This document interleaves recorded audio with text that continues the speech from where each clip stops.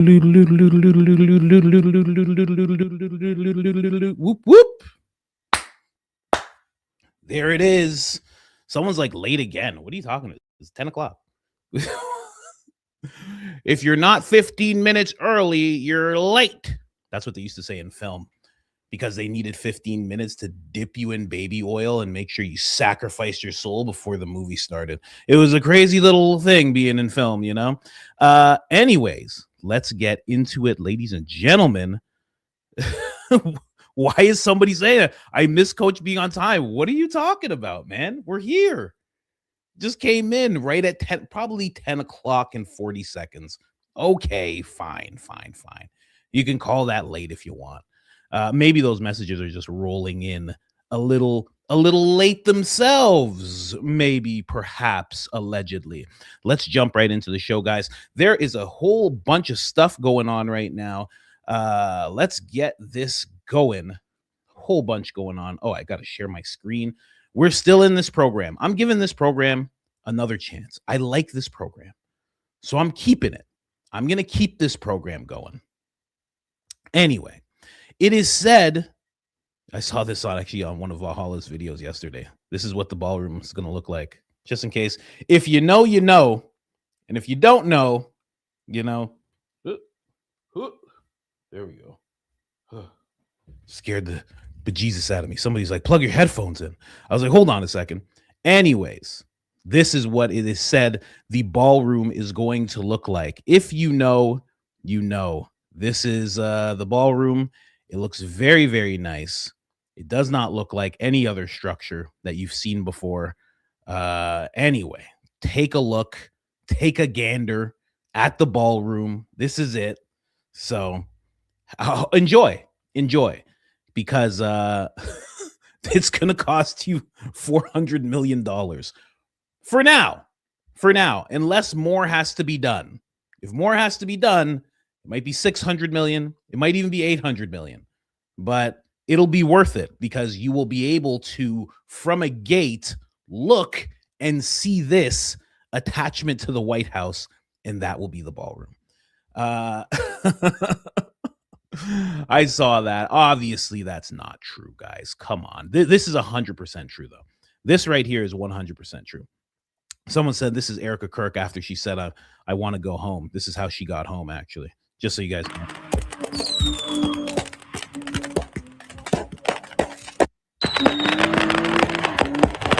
Oh my God.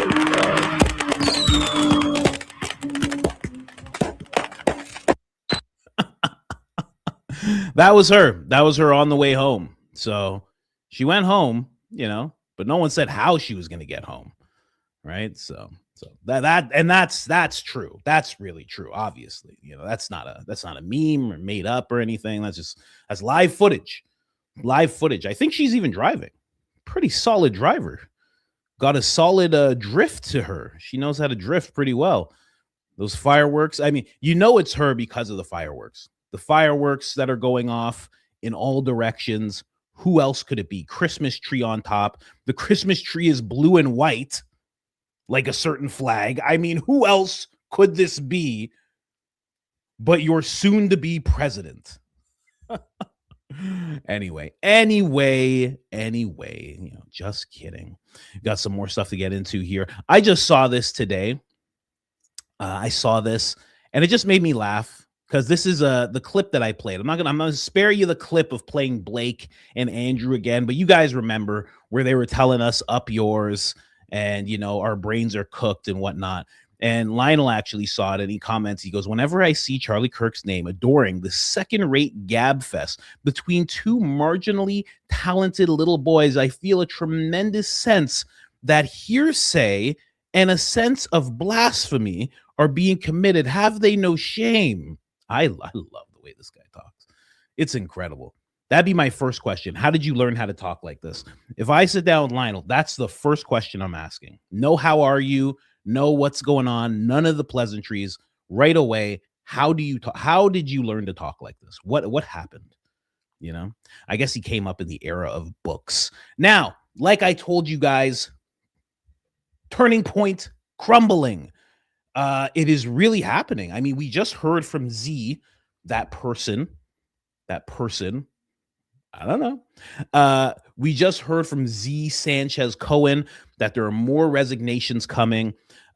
She or they it enlightened us to the fact that there were other resignations that happened that I did not know about.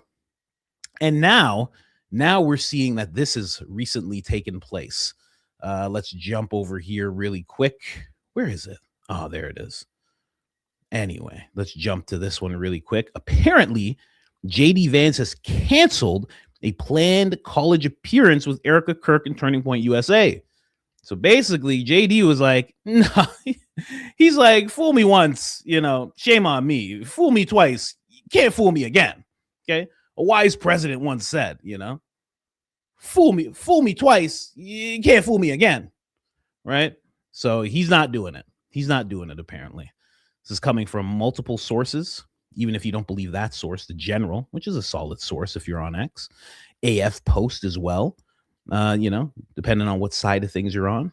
But JD Vance is pulled out of a scheduled Turning Point USA event with Erica Kirk just weeks after she declined to appear with him at a similar event in Georgia over security concerns. So she's not doing it. She's like, you know what? He's like, I'm done. He's like, Erica, I just have to know, are you actually going to be at this event? And she's like, yeah, I mean, of course I am. As long as it's packed. That's all. So as long as it's packed, I'll be there. And he was like, I've had enough of this shit. I'm not doing this anymore. I'm done with this shit. I'm done. And he canceled the event. So maybe she'll go on stage by herself. Maybe she'll go on stage and field all the questions herself. You think so? You think that might happen, guys? I don't know. Anyway. People are still talking about the why so sad. I don't know. That person has to get interviewed. Whoever said that to Erica. Why so sad? Oh, why so sad? It's crazy to do. More from Z. And listen, I don't know. Okay? I don't know.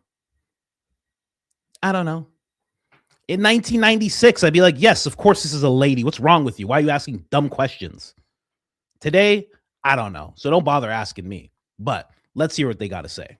The spokesperson of Turning Point USA, Andrew Colvett, is once again attacking me online, and that's because he's caught in a lie. So let's talk about it. And if this is the first time you're seeing me, my name is Z. I'm a political operative, and I run the largest counter organization to Turning Point USA on the left national ground game. You've probably heard of us from the Unfuck America tour. And in the next couple weeks, I've got some groundbreaking research coming out on Turning Point USA that you're not going to want to miss. So go ahead and hit the follow button so that you stay up to date on all that's coming out very soon. Okay, really quick to catch you up. Yesterday, I posted this video on Erica Kirk talking about how she's very likely going to be stepping down as the CEO because over the past couple weeks, they've had disaster after disaster with their college campus chapters. So many of the students have stepped down from their leadership roles and put out crazy statements about how they do not want to be associated with Turning Point anymore. And this obviously is going to be a major shock to their donors. Now, obviously, this is a really big deal because you don't want students being disappointed with the leadership at Turning Point. But of course, Andrew Colvett did not take that at all seriously. Instead, he just commented this on my ex. But instead of having a back and forth with me about it, who posted the video, he decided to go ahead and attack my friend Destiny for something that he said 8 months ago, completely out of context. Andrew Colvett and Jack Posobiec agreed to debate Unfuck America when we were outside their Turning Point headquarters less than a month ago. Now they're playing this weird game with their staff where they're pretending like they just can't find any dates that they're free, even though we've told them that you tell us the date, the time, and the location, and we will be there. But let's face it, there's no scheduling conflict. They just don't want to debate about Trump, and they don't want to debate about how they have completely destroyed Turning Point USA post Charlie's death. I'll keep you guys updated, but don't forget to follow me to Unfuck America. Jeez. You have to say that over and over again just to say the name of the organization. Jeez. Anyway, sorry about that, guys, obviously. But here's the thing with this whole debate thing. It's not quite the flex you think it is to be friends with Destiny. But your friends are your friends, like whatever, like fine. It's not quite the flex that she thinks it is, but again, whoever you're friends with, okay. But yeah, Destiny's not the best of people, I would say. I think you could say that whether you're on the left or the right. I mean, he said vile things about conservatives. He doesn't do that to people on the left, obviously, because he is, I don't know, I consider him a far leftist, but just over the past, it's been a little while, but the things he said after Butler and just, it was actually like crazy, crazy things that he said. But here's the thing. Andrew should be taking a dude named Destiny. Yes, his name's Steven, and he decides to call himself Destiny, and he used to have blue hair. If you don't know Destiny, you don't, I wouldn't look him up. You could, but you'll be mad, and then you'll blame me. So please don't do it. Just stay right here with us. But the thing about this is, why doesn't Andrew why doesn't Andrew do this debate? Because if he did, the one thing he could say is, hey, how come when you called Destiny and you said, do I have a sticker on me? Oh, my kid putting stickers on me. There we go. Another sticker to the pile. Hey, how come when you called Destiny and he was on live stream and Charlie Kirk passed away, why did you guys say that you were effed? Why did you guys seem really, really scared and then he hung up on you before you could say anything? What were you about to say to him? Andrew could just say that. That's a huge, huge thing to say. Huge.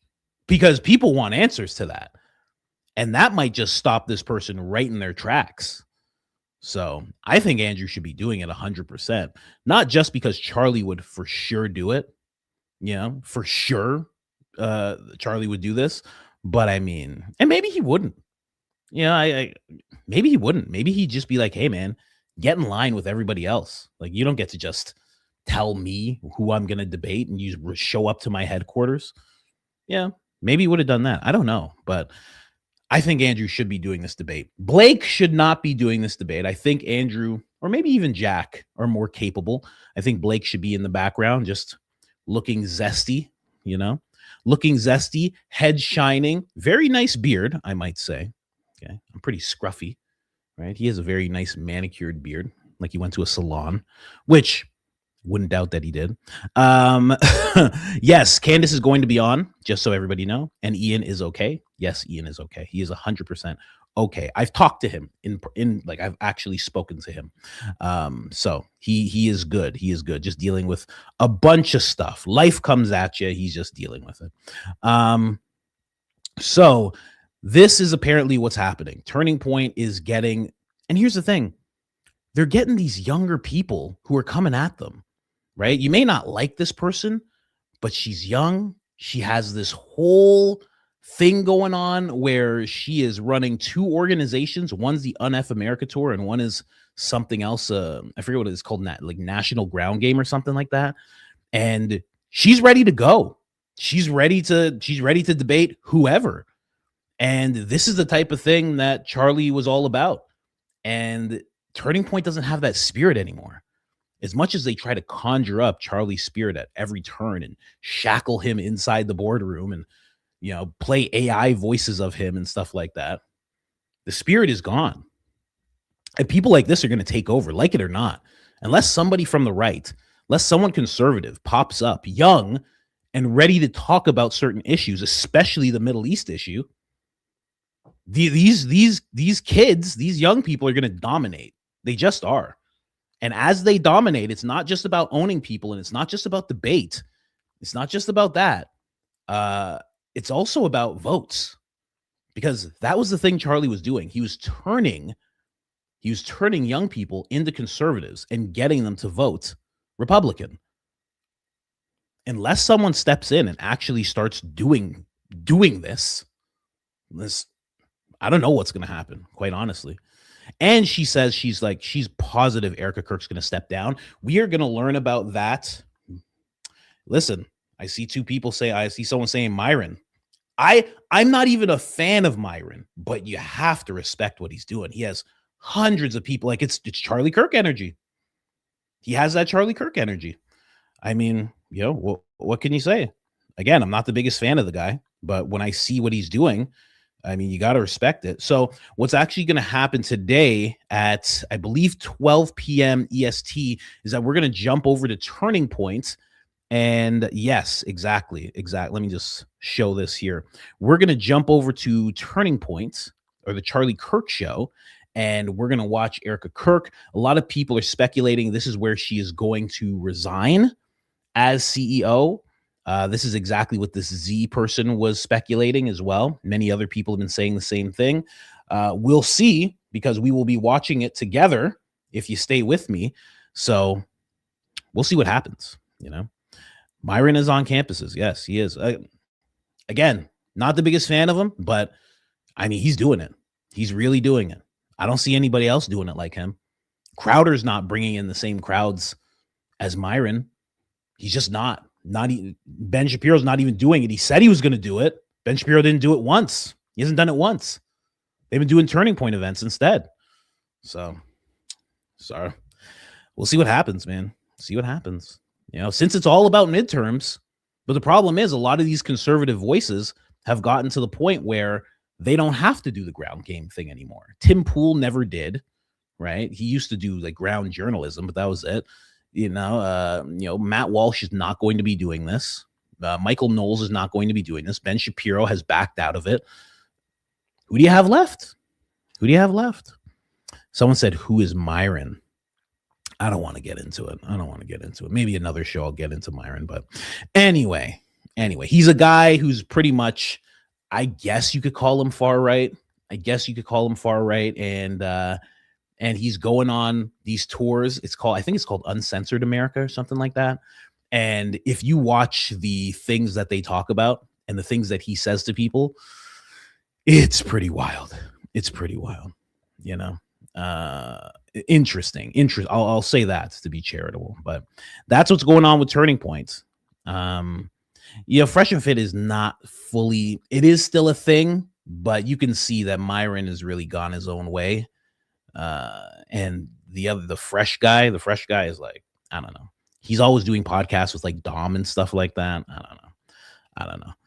But anyway, let's jump over here. We have the former SEAL Team 6 assassin, not even a sniper, highly regarded sniper. It is said he was on the team that caught Osama back in the day. Yes, and Myron did interview Candace. He's a straight version of Nick. Wow. Who said this? Hey, don't talk that way about Nick. How dare you? Oh my gosh. Anyway, I mean, you're right, but still, you don't talk that way. Anyway, let's get into this right here. Newsmax, first outlet I've seen pushing on this whole thing at such an odd time.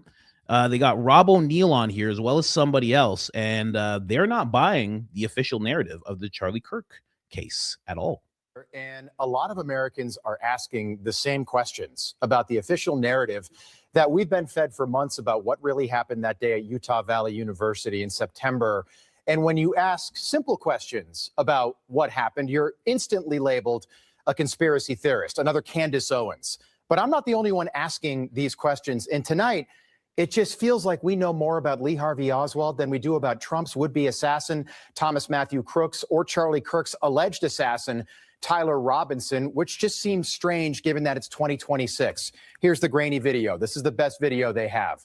Two experts who have been asking a lot of these questions are joining us now. Former SEAL Team 6 operator Rob O'Neill, someone who knows a whole lot about ballistics. He shot Osama bin Laden. We're also joined by retired Air Force Brigadier General and Combat C-17 Commander General Blaine Holt. Gentlemen, great to have you on. Rob, you know what you're talking about. That's why we had you on. You know about ballistics. You shot bin Laden. What bothers you the most about this investigation? Thanks for having me, Rob, and good to see you, General Holt. You too. A lot of things bother me. It bothers me about this. Nothing in particular. It's not like I'm out there saying big lie or a conspiracy or someone did it. I'm just saying I've been in a lot of shootings. I've killed more than a handful of people, and this thing looked shady off the bat. I mean, I've killed people closer than I saw the camera. This is a SEAL Team 6 guy for sure.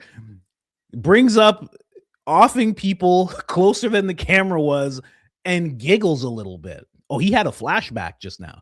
Just that second, he had a little bit of a flashback. He was like, oh, that one guy.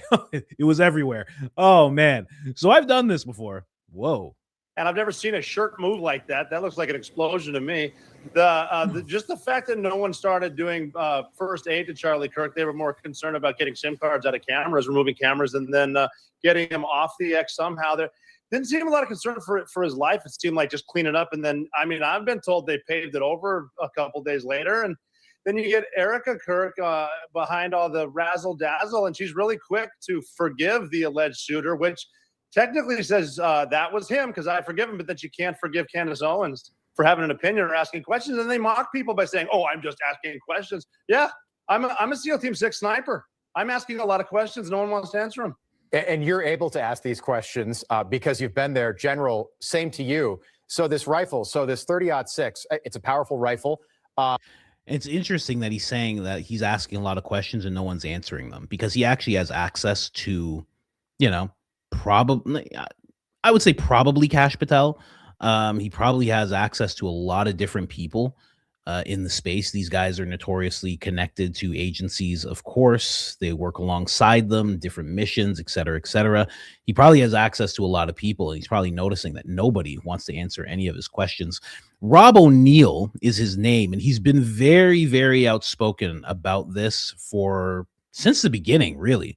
I know people are thinking like the mainstream's finally catching up, but Rob O'Neill is not. This is not something that he just popped up to. He's been asking this question and saying this for a very long time. And the conclusion that they're drawing closer and closer to actually touches on something that Jesse on Fire, alongside Jordan and some lady, sorry, I'm forgetting your name, just last night, they were doing a live, and it kind of touches on the same thing, touches on John Bray's work as well. So listen. What do you make of this narrative that the bullet might have hit Charlie's spine, which would explain why the damage wasn't what you would typically see with a rifle like that from that range? No, that's not what happened. And this is the thing that hurts here is, and what bothers me the most out of it. Wait, did you say, General, you don't think that's what happened? Absolutely not. I'm with Rob. Something exploded on him. But I don't have to get into the details because I'm not in a court of law having to prove a darn thing. Here's what bothers me is there are millions of vets with Rob's training in combat arms as low as mine is. I'm a pilot. But we have enough training to know better than the garbage that was foisted upon us from the Justice Department that day, where they seemingly solved the case in about 8 hot seconds. And we know better. You're not going to take a 30-06 with a kid who's never killed anybody up onto a roof. He takes his first life and does all the things that Rob says he did. So what bothers me, Rob, in all of this is that they know that we know better, and yet they foist this as the narrative and the parable anyway. Why would you do that? Well, why would you do that in a circus where there's so many of us who are already going to go, well, that's not exactly what happened at all. Lee Harvey Oswald, 1963 in Dallas, I think a lot of people never thought something like that could happen again because now everybody's got a cell phone, everybody's got a camera, except for this day in September. In general, that's your opinion and you're entitled to that. But there is this narrative, Rob, about this gun. Again, tell everyone at home about this rifle, this 30-06, that Tyler Robinson would have had to take apart, get up onto the roof, put back together, and then he apparently jumped off the roof with it. And then he was seen eating, apparently, at a steakhouse right down the road, not that long after this assassination took place. It all just sounds completely, it just is, it's hard to believe is what it is. And I hope we find out the truth in court. Rob, the floor is yours. This is very interesting that they're saying all this. Because Newsmax, I feel like Newsmax usually runs with, they're like Fox. They're like a Fox Junior, I would say, just from having what I've seen of them. So I would think they would just run with whatever the narrative would be in terms of what the administration wants you to talk about. And it seems like the administration doesn't want you to talk about this at all. So the fact that they're doing this is very odd, especially to have Rob O'Neill on, of all people. Fox negative. Yeah. Yeah. It's like, you know what I mean? Like, I don't know. Not to say that it's bad. It's not, I don't think it's a bad network. I've pulled many clips from Newsmax. They do some pretty cool work, and they're usually pretty like into like the UFO stuff when it pops up, which could just be a psyop, who knows? But still, anyway, let's keep going. Well, I'm just saying, I mean, the screwdriver that probably wouldn't have worked to take it apart or put it together in the first place was left on the rooftop anyway. So he jumped off the roof and put it back together without the screwdriver that probably didn't work anyway, put it back together, wrapped it up, and put it nicely in a bunch of trees, and then ran off and started texting someone like English was a second language. I mean, the whole thing's just shady. 30-06 is 30 caliber, invented in 06. It's a 1906 to kill big game. And if you hit something in the spine, especially a human, I've shot ballistic gelatin all the time. I've never shot a human with 30-06, but I know it would do a lot more than that. If it was just a 30-06 shooting too, that went left to right, not from front to back. You can clearly see an exit wound on Charlie Kirk's left-hand side. And then it just is. Why are we supposed to believe everything we see on TV? Shut up, believe it. That's the narrative. No, it's not. I'm SEAL Team 6 Sniper. I went to sniper school in 1998. I'm telling you. Such a good point. Final question, General, to you. There was this guy, and the media and the FBI just labeled him a wacko. This guy, George Zinn. This is this 71-year-old guy who immediately after it happened jumped out and said that he shot Charlie Kirk. And in the moments, the aftermath, I was here in the newsroom, we thought it was this guy. And the FBI even said, we got our guy. Why would someone make that claim in a situation like that? I know that you don't have the answer to that, General, but it just was very bizarre. No, but there's been a lot of reporting that he's got an interesting past all unto himself, and he's been at several scenes of the crime. Needs to be looked into. I'm more interested in a gentleman named Zach Qureshi, who it was tweeted out, well, we got our guy. They didn't name him at the time. We got our guy. And then 90 minutes later, oh, we don't got our guy. Well, that's 90 minutes that a real killer could have fled the scene. But if you're going to tell me that Tyler Robinson, with his background, is that cold-hearted a killer that he can do all the things that were just reported, and then he's going to show up at a restaurant and go, totally good now. I'm sorry. Make it make sense. Yeah. And then go ahead and hand the defense team all of the evidence so that they can get their continuance for the probable cause hearing, because that's not normal either. So follow the normal, boring steps to a murder investigation and just follow them transparently for the country, because it's high interest. It's very interesting that they bring up the whole steakhouse thing. There was a video I did months ago about another guy. His name is Mike Glover, also a very highly skilled operator. Definitely doesn't push the narratives that he's told to push, pushes against the grain quite a bit. And he was saying how you would have to be such a highly skilled psycho or operator to do something like that, to pull something like that off and then head over to a steakhouse, a Dairy Queen, and then just get started and just sit there and eat after. He's like regular people don't operate like that. And he made that a very clear point. He's like you would have to be some kind of asset or operator, as he put it, in order to just do that afterwards, because that's not how we work as people.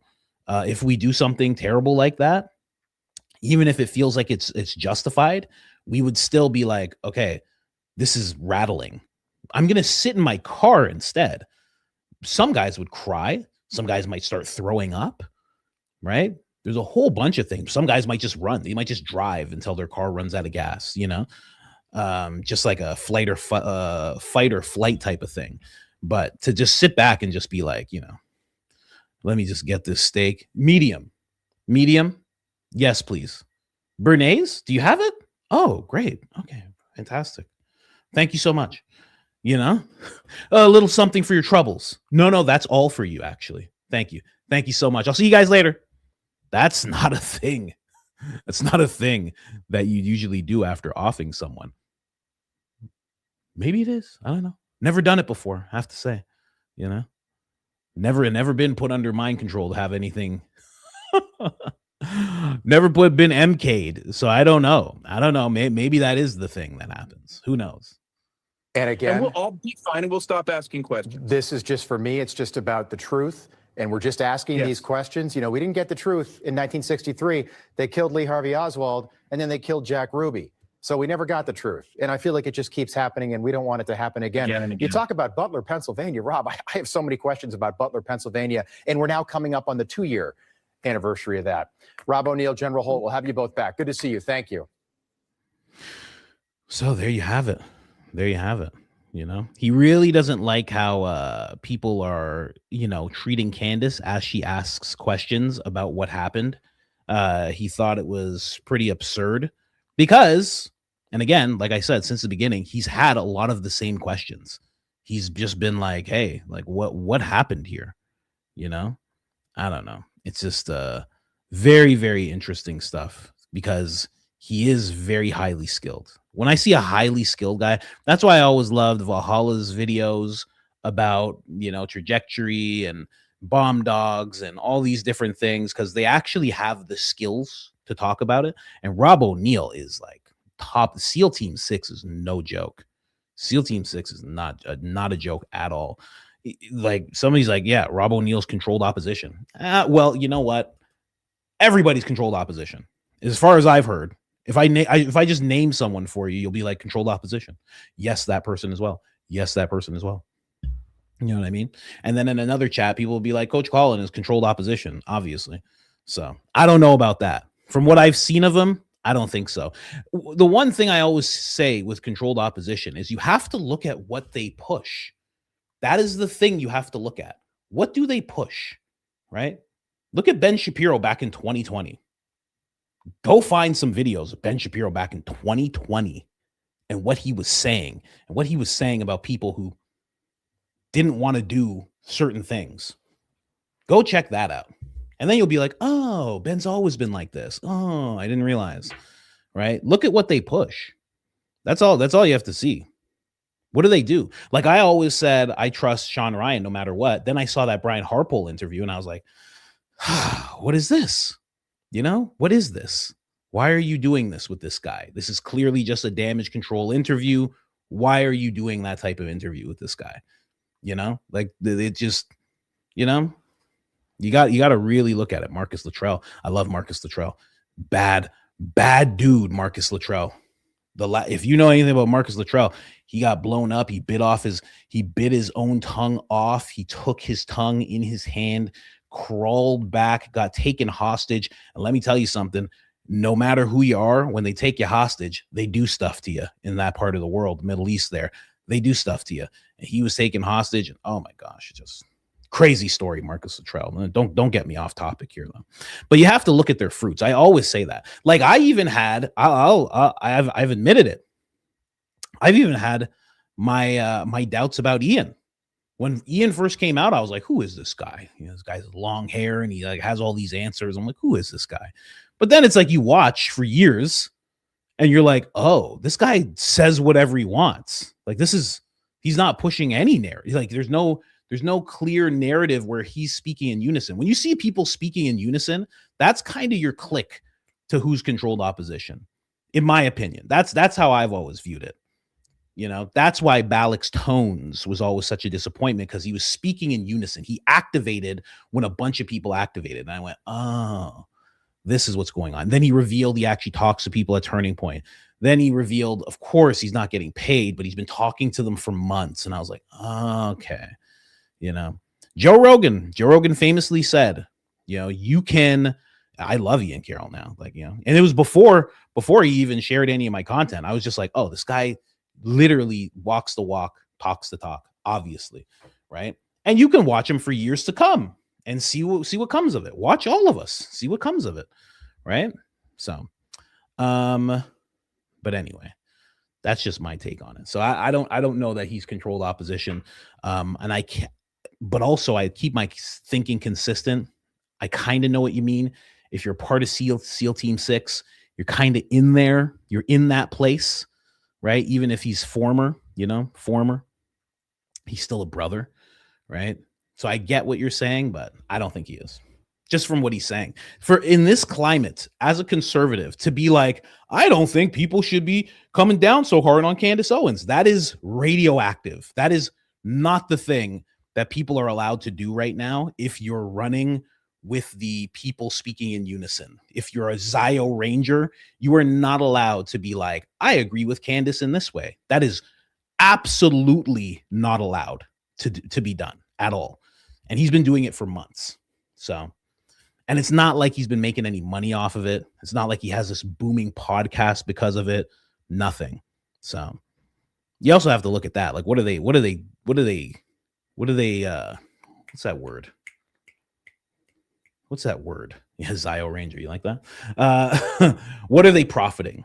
What are they profiting from by doing it?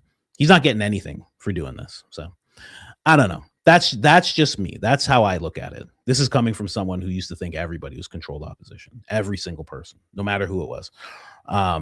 So anyway, let's keep going here, guys. Rob O'Neill, ladies and gentlemen.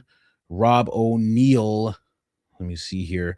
And please, in case I forget or I drift off or something, please remind me when it's 12, because, you know, or CST, it would be remind me when it's 11, that we got to go watch Erica. We got to go watch what's going on here. So please, please, please remind me if I seem to have forgotten. Please kick me in the butt so I remember. Sam Parker, we're gonna start talking about the ballroom now, guys. We are entering. Do you think the Proud Boys are controlled op? Well, I think so. Here's the thing. This is interesting. Actually, Baron just talked about this. Baron was just talking about this, right?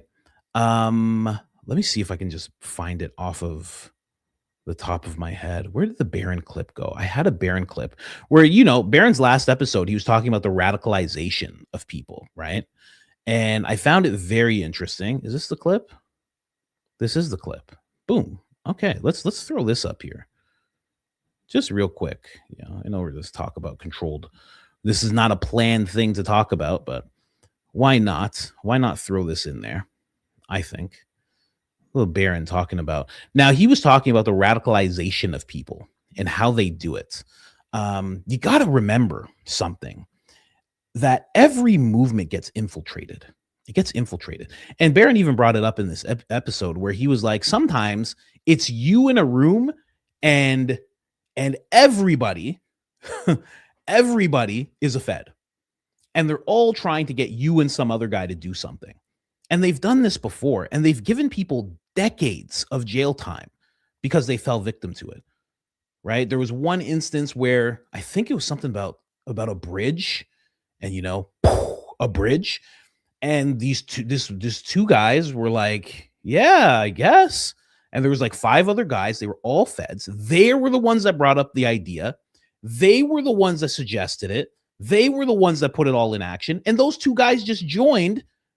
And because all those dudes were like federal informants and stuff, the 2 guys who weren't just got like 20 years in jail apiece because of what they were going to do alongside the Feds that were prompting them to do it. So I only say that to just say, you know, when you ask about the Proud guys, maybe some, maybe a bunch, maybe the leadership.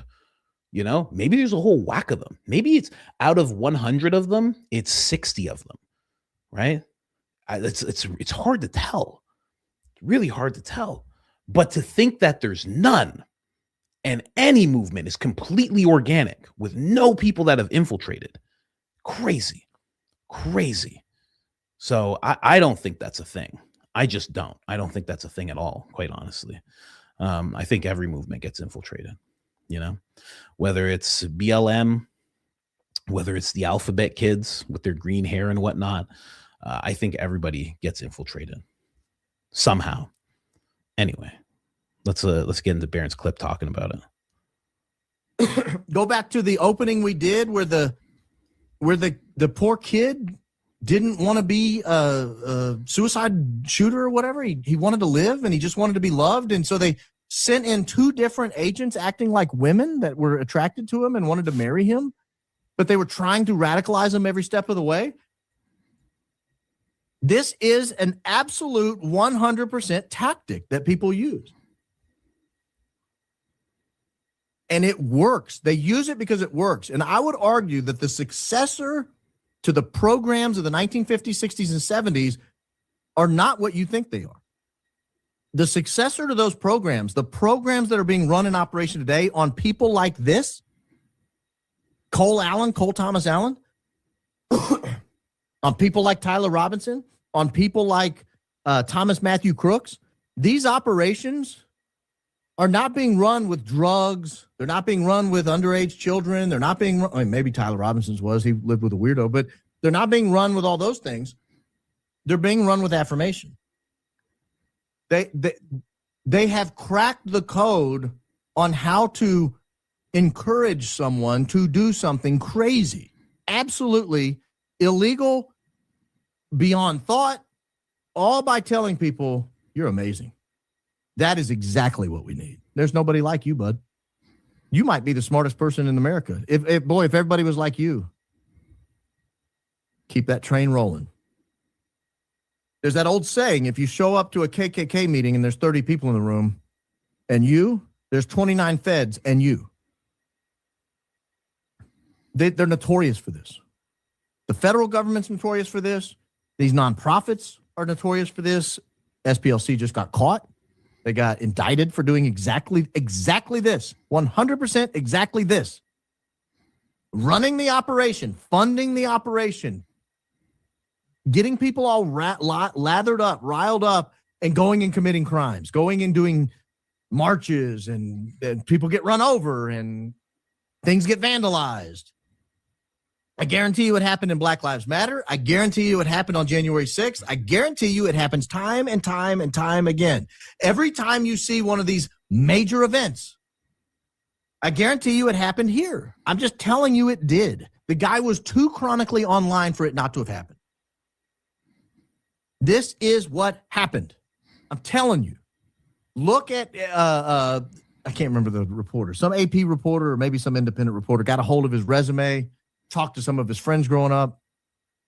The guy was just normal, had a normal job, did normal things, said some crazy political stuff online, but nothing too crazy. I mean, just kind of like retweeted stuff. But when you look and you see somebody is online 18 hours a day, and they're in all these chat rooms and game rooms and Discord servers and all this stuff, man, they lose touch with reality real fast. And the constant affirmation, you're doing it right. You've got the right plan. Everybody else is wrong. You're right.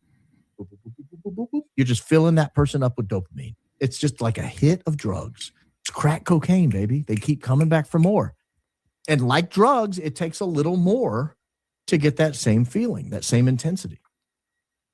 You got to start saying crazier stuff in order to get the reaction that you want.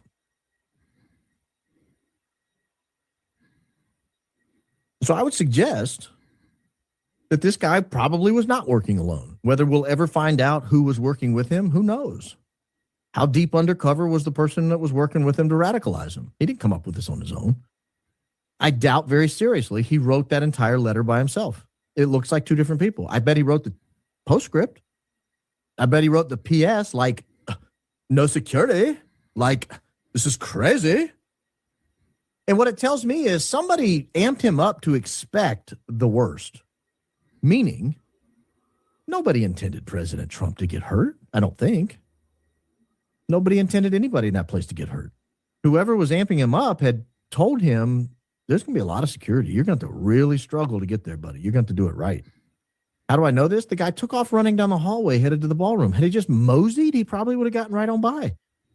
Had he just put on a suit, he probably could have walked right into the ballroom, act like he'd gone to hit the head. Oh, sorry, guys. Had to go to the bathroom. Man, no sweat. Enjoy your evening. I heard the lobster thermidor was amazing, or whatever they were serving, steak and lobster. Looked good. I saw the menu. Wow. I'm telling you, this is the play. This is how it works. This is what's dangerous. What's dangerous is the federal government going into these groups that are otherwise probably just sitting around talking about how to rewire a small motor. You know, hey, my lawnmower's busted down. Well, have you tried this? You know, it's a small gas engine. I got a little lubrication. Then they go in there and like, you know, what we should do is bomb a federal building. Huh? What? Well, I mean, you got to work them up to that.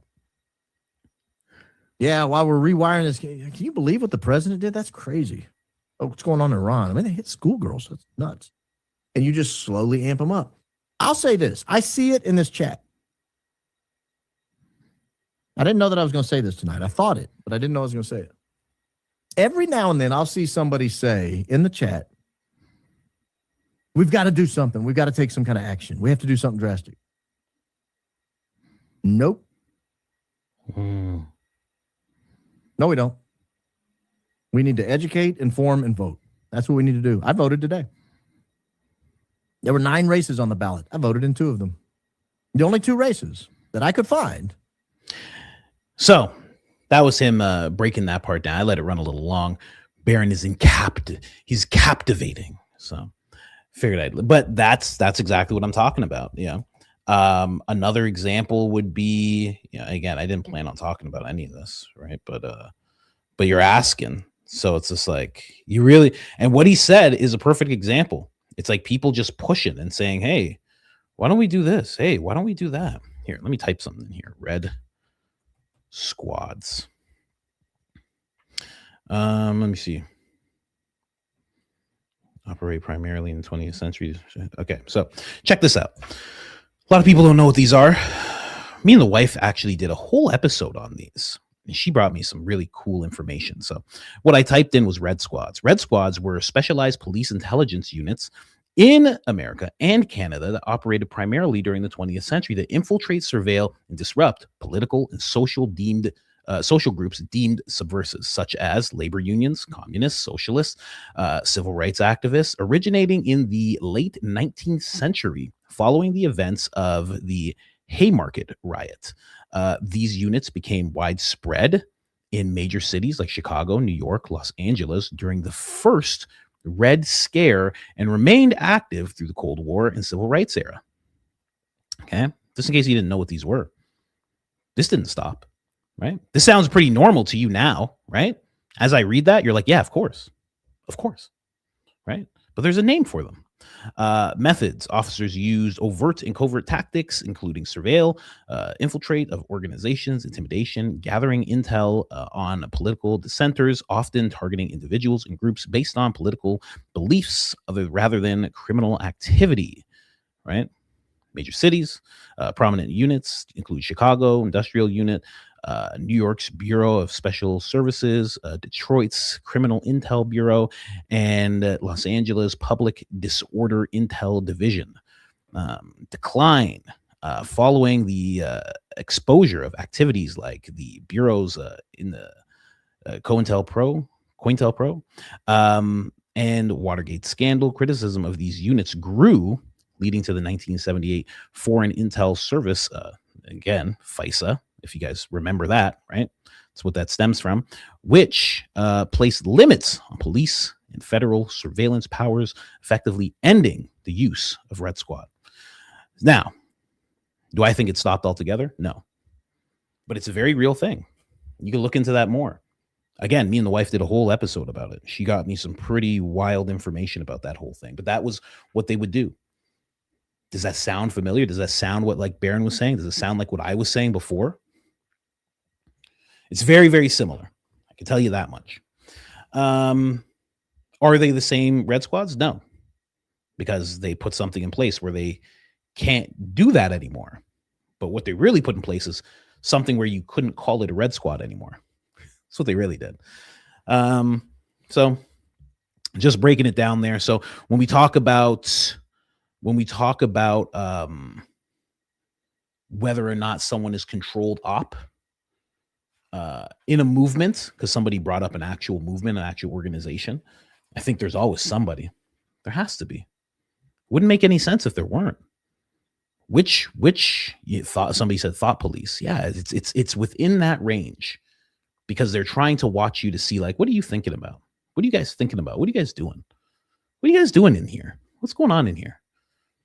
And this is not just something that was used in America, in Canada. It's like, I'm sure there's a reason why it's saying that, because that term is probably just what they used in Canada and America, but they were using that in the Soviet Union. They were using that all over the place. They use that in China.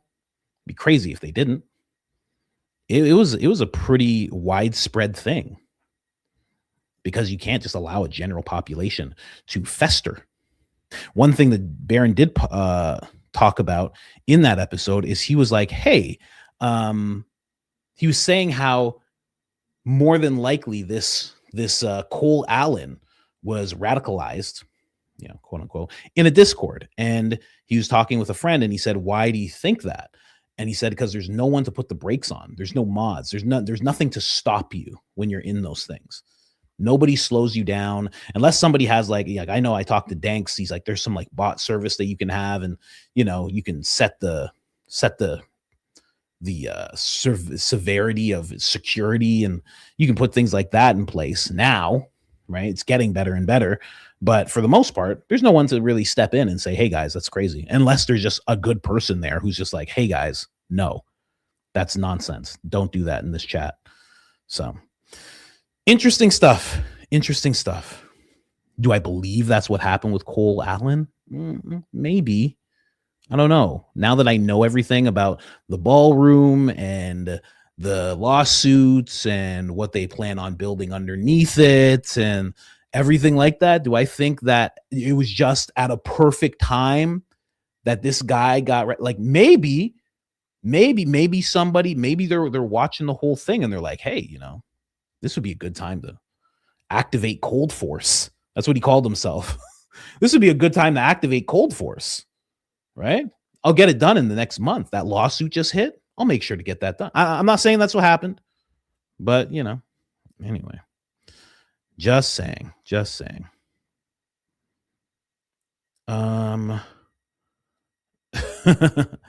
don't think Barron's controlled opposition. Not at all, actually. Yeah. I actually know him. So I don't think he is. But again, you have to watch people, right? You don't have to take my word for it on anybody. You have to watch. And guess what? Sorry, it takes a long time. I used to like Ben Shapiro.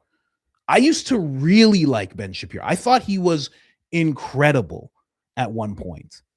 It took 4 years, maybe 3.5, but it took like 4 years to be like, oh no, this is not the guy. Like, he's not who he says he is. And now with all the information that Candace has brought and the text messages of Charlie and all these things, I'm like, oh, okay, this guy's terrible. And then you watch the show and you hear the things he's saying now, the mask is dropped. I love Joe Rogan, but man, oh man, 10 years ago, you couldn't tell me anything about Joe Rogan. Now I'm like, well, somebody says something and I go, I get it. Before, I wouldn't say I get it. I wouldn't be like, I get what you're saying. I'd be like, you're crazy. Now it's like he's connected to the prez and the VP and the DNI and all these military guys. I'm like, he's my boy. Come on. Before, I would argue with you hardcore. Are you kidding me? You have to watch people for years. You don't get to just listen. You can do it, but it's not an intelligent thought process to watch even 100 episodes of someone and say, I've made my decision. No, sorry, it doesn't work that way. It's very tough. And I've said this time and time again, and maybe I haven't said it enough recently on this show, but I've always been telling people this. It is very hard to be an informed citizen. It is not easy. It takes many different outlets. You can't show up to one person's show and think you're going to get all the information. It is very hard to be an informed citizen. You have to go from outlet to outlet. You have to go from left to right. You have to listen to the people you don't like and criticize the people that you do like. It is a hard process, but it's worth it, because then at the other end, you come out informed and you understand things.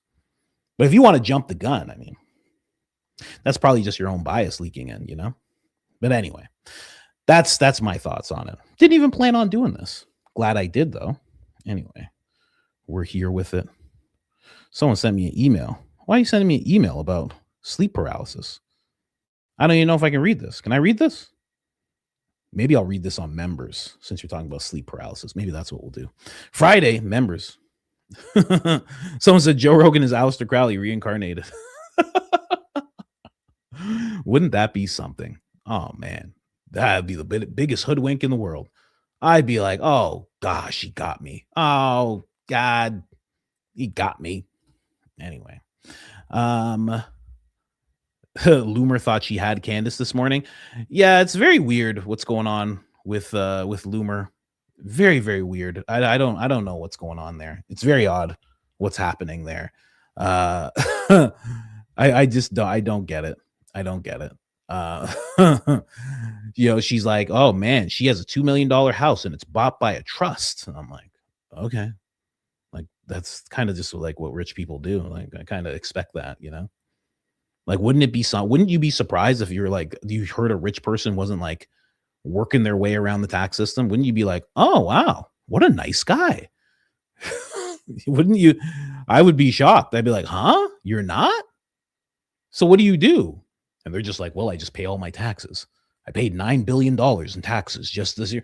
I'd be like, wow, what the really? Kind of what people do. They buy houses with trusts and this and that. It's a thing. If you understood it, you'd do it too, but they don't make it so we can understand. I don't understand it at all. Did you hire the ballroom Brody? What the hell's a ballroom Brody?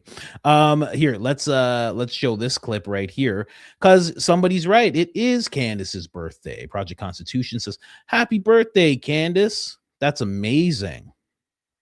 It is her birthday today. I did not know. And actually, surprisingly, Erica Kirk wishes Candace Owens a happy birthday. Would you guys believe that? How crazy is that? Erica Kirk wishing Candace a happy birthday. Here, the live footage of it. There you go. I know. I was surprised too. She had a little extravaganza set up.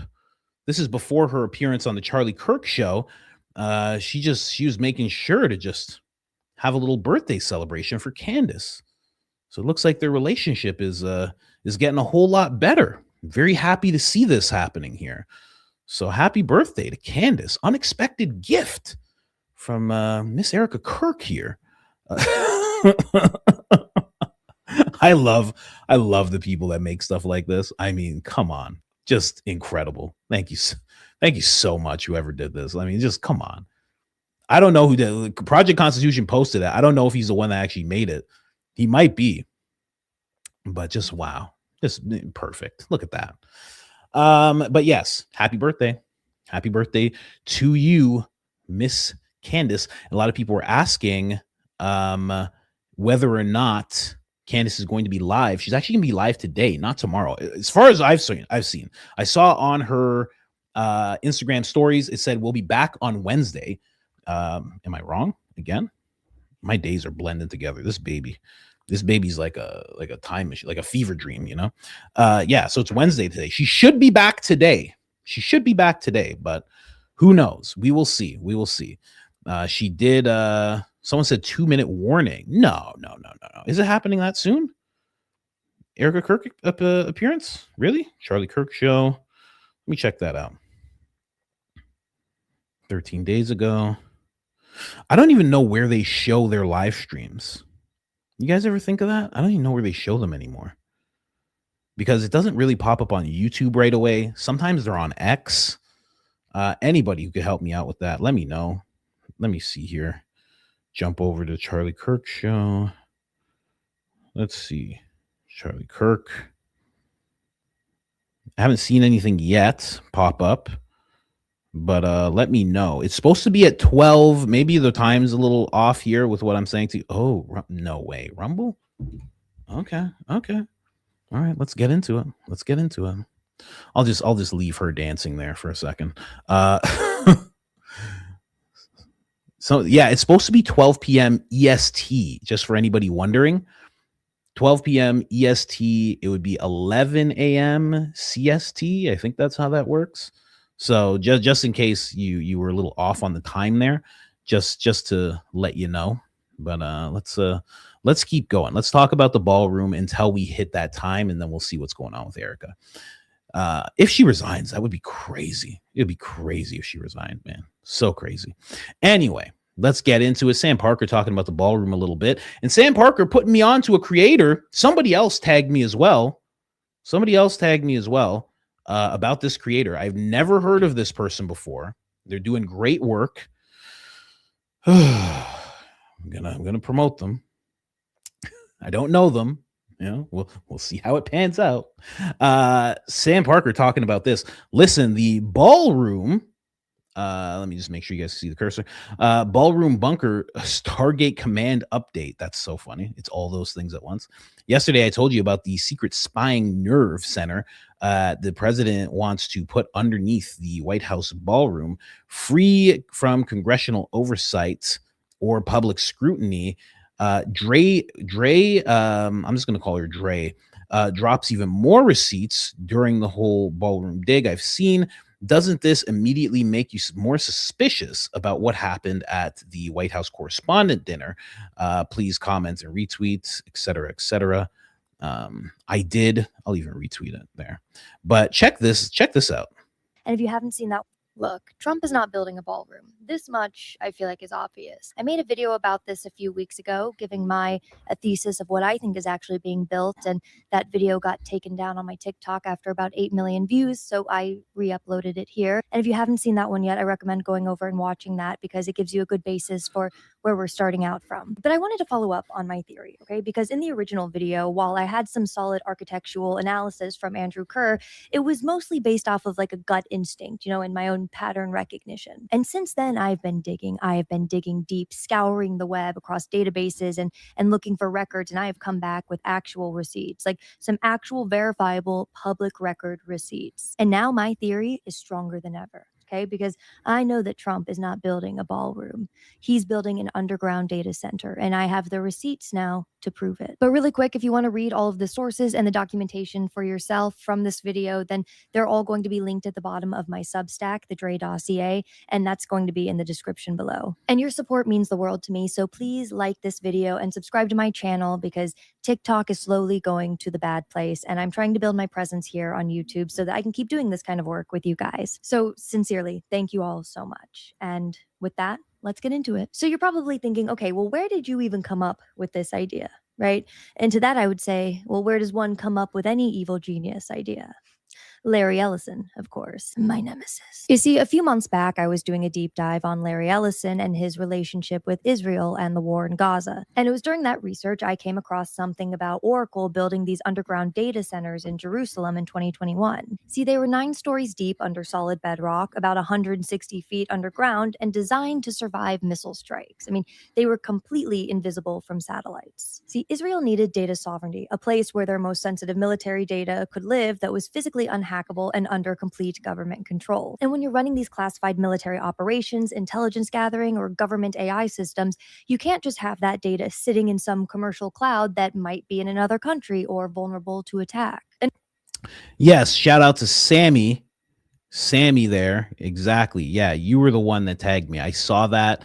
Don't worry, I did see that. Thank you very much. I'm gonna actually play that one as well. But just a little touch on what she's talking about in case you don't really know. Like, here's the thing about these receipts she's talking about. Okay, and we're gonna get right back to that video. Don't worry, we're gonna get right back to it. But the receipts that she's talking about, I didn't know this. When I was saying that I thought something was being built underneath, and I was playing that, I was showing you that little clip of Ian talking about it. I didn't actually realize that this was already being talked about. Here, let me show you this clip really quick. In case you didn't actually know, I thought I was just going based off a hunch. I'm like, oh, they say they're building something. It goes over budget. That's why I connected it to the Denver airport and everything. That's where my mind was going. But he actually said this. Beautiful, the ballroom. For 150 years, they've wanted to build a ballroom at the White House.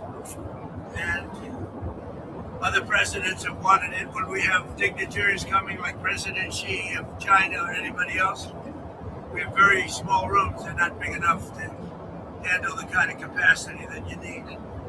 This is the same height as the White House. It's an incredible fitting. You see what that is, right? Nice. I'll show you. Here's another view. This is coming from right opposite the Treasury building. Beautiful. Capitol. Beautiful building. One of the, I think it'll be the finest ballroom of its kind anywhere in the world. A lot of people are giving it really good reviews. Some are giving it reviews without even seeing the building, because this just came out today. These pictures we just made today. We got rid of, quite a while ago, the stairs on the south side, and it's become really beautiful. But it matches and fits the White House. It's also capable of handling the inauguration. We have all bulletproof glass. We have drone-proof roofs, ceilings. Everything's drone-proof and bulletproof. And unfortunately, we're living in an age where that's a good thing. And this is a view from the Treasury, opposite the Treasury. Let me see another one of them. Here's a view from on the south with the porch, which is also a fire stair basically leading down to the ground. And that porch will be magnificent looking in between the columns. They no longer, we took the stairs out that were on the south side and really replaced them with these stairs. So you have an open porch and you have the closed porch under the columns, overlooking the Washington Monument, the Jefferson Memorial, and the Lincoln Memorial / Monument. So that's great. This is a view of the columns as they are going to be made. They're going to be hand carved and they're beautiful. Top of the line, they'll be Corinthian, which is considered the best, most beautiful by far. So this is him talking about the ballroom. Didn't actually include what I wanted it to include. For some reason, not really sure, but I have a clip where he actually talks about what's going to be underneath. Did he say let me just search the military. Let me just see here. Search the transcript.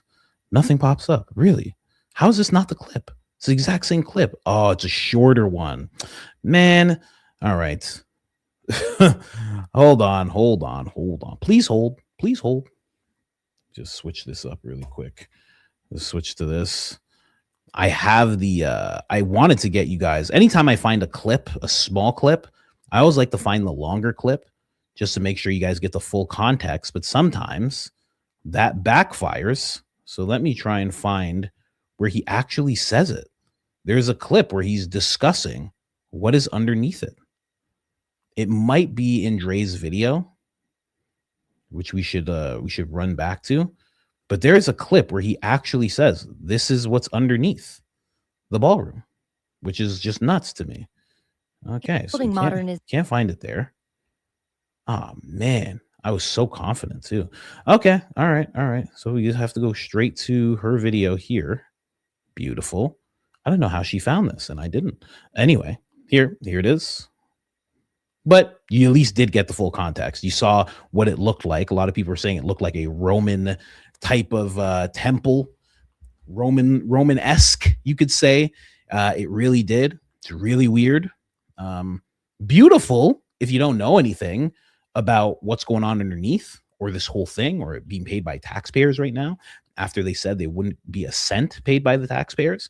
Back then it was kind of cool, but now it's a little bit like, what happened? But listen to this. Schedule is part of it.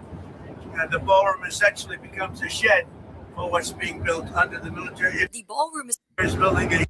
Honestly, that is not the most interesting question to me. The more interesting question to me is why they are pushing such a hard PR campaign for the ballroom right now. I mean, it wasn't even a month ago that Trump was on Air Force One telling a pool of reporters that the military is building a massive complex under the ballroom, and that's under construction, and we're doing very well. So we're ahead of schedule. It's part of it.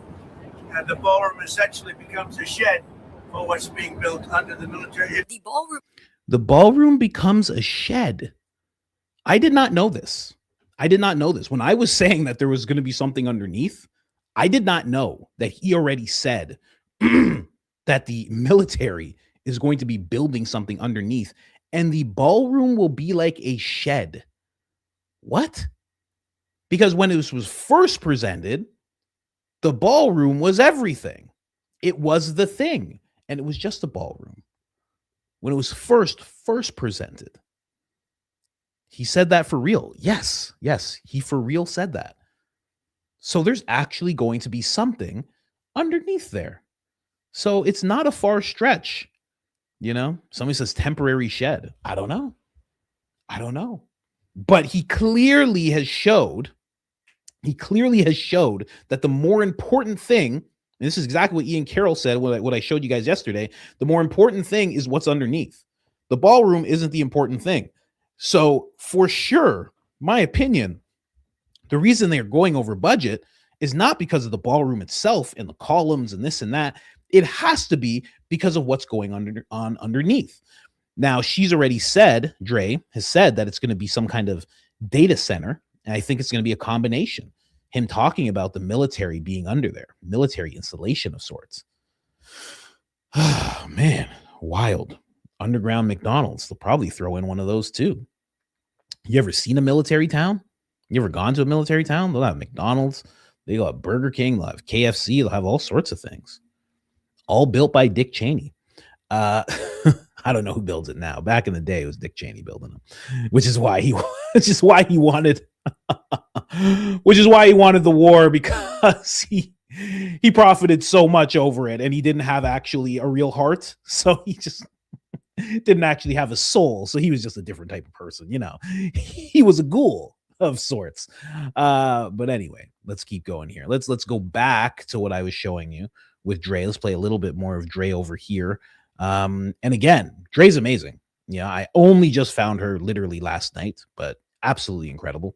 So if you guys aren't following, definitely give her a follow. And after learning all of that, I remember thinking to myself, all right, well, we're going to just go ahead and put a pin in this for now, right? Like, this is all really fascinating, but I don't know what to do with any of this information, but I'm sure that it'll come in handy later. And later in handy did it come, because fast forward a few months and I'm reading about Trump's new ballroom announcement, and that pattern recognition side of my brain starts tingling.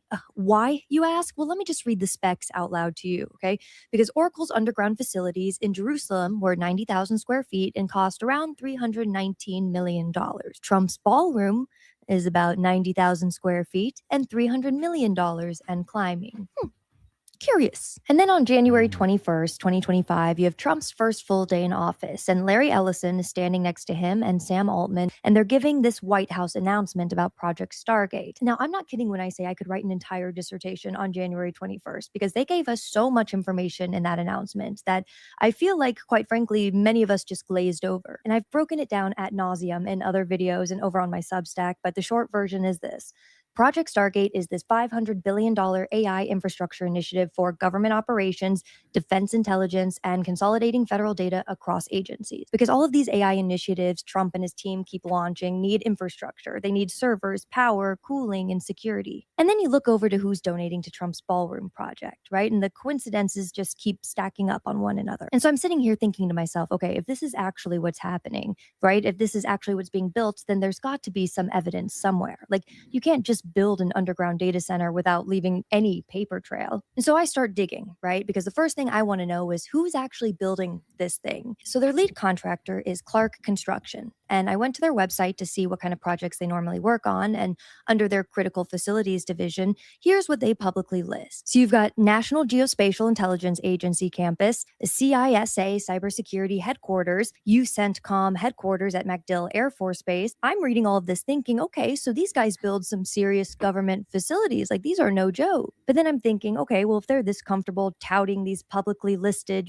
high security projects, then what aren't they listing? So I keep digging a little further, right? I'm going through these different government contract registries, procurement records, that kind of thing. And then bingo, I found some redacted contracts for Clark Construction, some top secret contracts, it looks like. And you'll never guess who they're for. Well, I mean, we can't guess because they're redacted, but I mean the type of job they're for. Guess what kind of job they're for. If you guessed data centers, you'd be correct. And it's not even like one or two of these kinds of contracts I found, right? Not even three. I found six redacted contracts for data centers that they built around the US. And again, I'll link all of these contracts in my Substack if you want to go check them out, but they're just listed as literally confidential client data centers 1 through 6. And the client names are obviously classified because the facilities themselves, I'm sure, are classified. I mean, Interesting.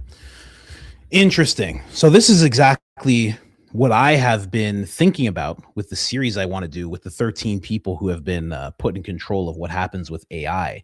And a bunch of those people are invested heavily in data centers because they're invested heavily in AI.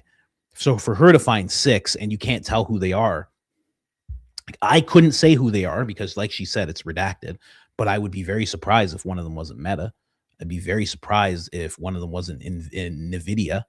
I'd be very, very surprised if it wasn't most of the people who I showed you guys was actually investing into the ballroom. This makes so much sense. So much sense. Wild. And yes, for the person who said that this lady looks like Scully, you are 1,000,000% right. She is the modern day Scully. That's exactly what we're looking at here. And yeah, again, great on YouTube, great on X. I actually messaged her, haven't received a message back yet. Hopefully soon. Somebody told me to search temple at what is this? Baalek or Baalbek? Is it Baalbek? Baalbek? Let's see here. What are you asking me to search right now? What's about to come up here? Oh, interesting. Where is this? Rome? Greco-Roman period. Huh. Okay. Modern day era. Let's just look at the images. And it goes along with what you just saw in regards to what the president was showing of what the place will look like. Very similar.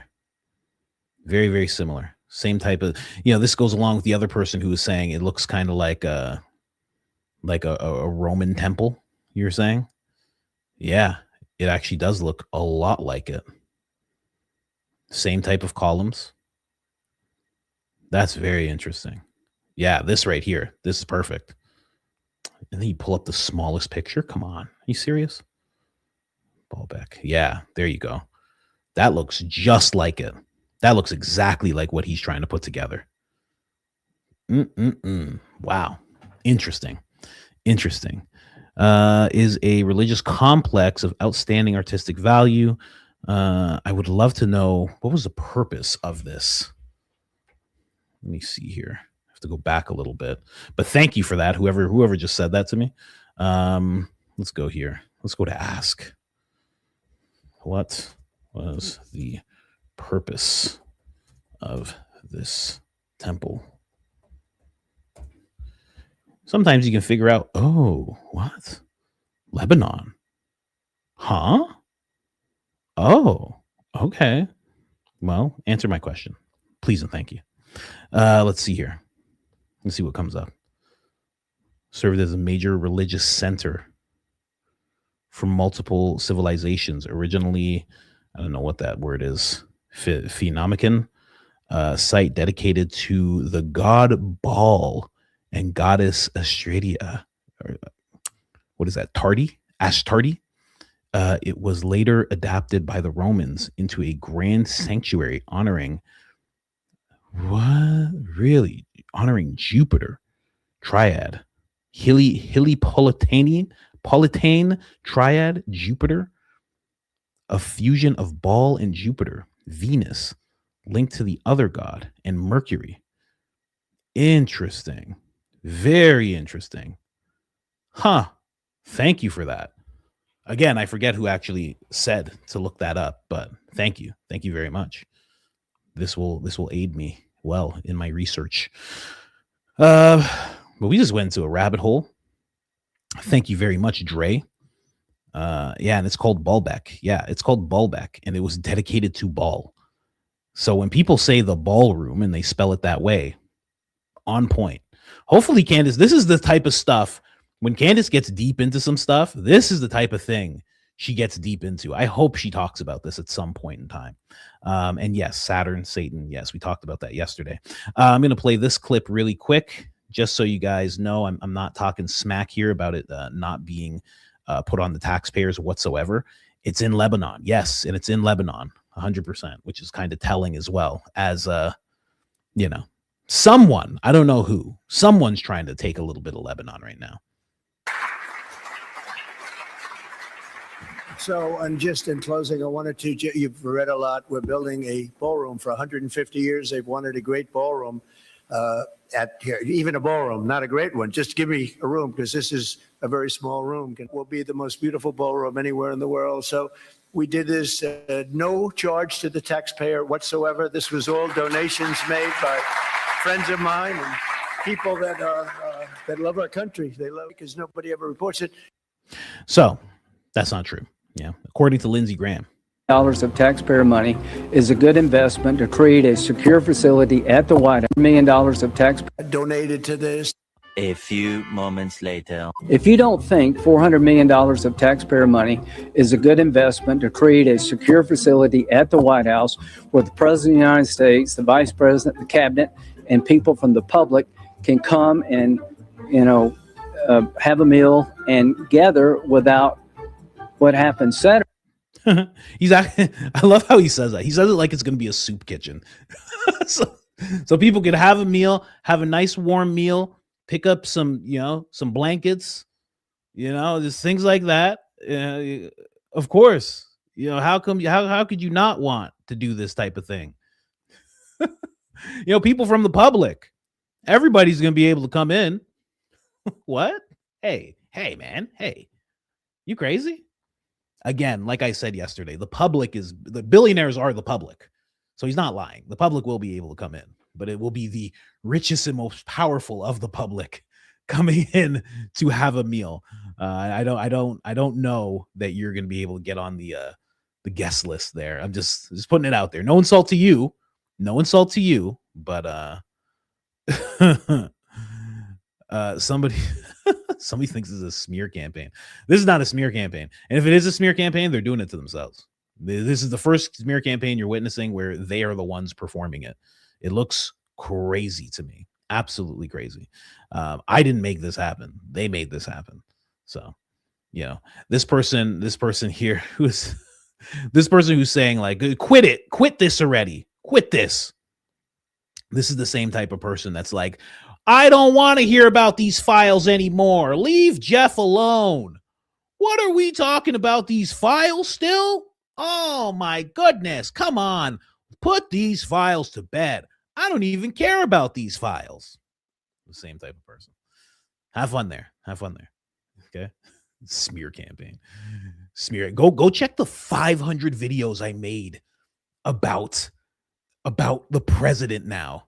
Okay. Go check the 500 videos I made. That's a quarter of all my videos that I made just supporting him. God. Ugh. Anyway.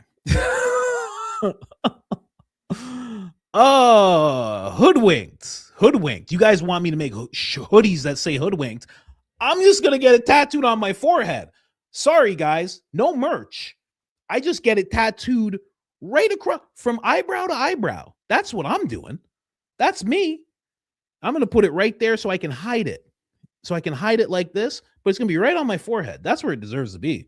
Forget about hoodies. Forget about all that. I'm not doing hoodies. I'm putting hoodwinked on my forehead. Okay? That's where it's going to stay. Someone said, smear my ball. Very nice play on words. I would not say this. The very nice play on words. The Battle of Zama. Excellent play on words. Very, very good. You are commended greatly for putting that together. Anyway, let's keep going. Oh, let's make sure it's 11:30. Soon. I won't forget about the Charlie Kirk show. This is the first time I'm like, I gotta catch the Charlie Kirk show. It's never happened before. But let's get into Dre some more talking about this whole thing. Like she said, she made another video about this, and she was not joking. And the views on these videos are kind of low, man. And I think they should be a lot higher. She's doing excellent work. I go check out I watched like 4 of her videos last night. I was like, this is solid work. Room essentially became a shed for what's being built underneath, because he said the military was building some big complex underneath the ballroom. I mean, those were his words, and that the ballroom was the shed for that military complex. So that's what I'd like to explore with you guys today. If Trump is saying that the ballroom is just a shed, then why is the entire weight of the Department of Justice being deployed on Sunday morning to protect it? Why does a shed need a pre-written legal demand and a 9 a.m. Monday deadline? Why does a shed matter this much? Well, I'll tell you why. Because there was a lawsuit that was about to expose who's really paying for this shed. And I'll give you one hint. It's not any of the names that were on the donor list. Not the donors that Trump keeps parading around, not the tech billionaires whose names ended up on the list. You. And the Trump administration is dead set on killing this lawsuit before June 5th, when a federal appeals court is scheduled to hear it. So let's get into what was in this letter and why Saturday's events gave the administration the opportunity to deploy a legal demand that was already written, sitting in a folder, waiting for a plausible reason to send it. And Saturday night was the night. If you're new here, hi, I'm Dre, and welcome to the Dre Dossier. I am traveling right now, so excuse the bootleg setup. And if you're returning, thank you so much for supporting this channel. It means the world to me. And this work is really important, and it's only important because of you. So please help me spread the word. Like this video, subscribe to this channel. And if you have a friend who you've been arguing with about this ballroom situation, then you should go ahead and send them this video, because there's a lot more than what meets the eye. And there's a full written breakdown of this video with all of my sources linked at the bottom for free on my Substack, the Dre Dossier, and I'll link that.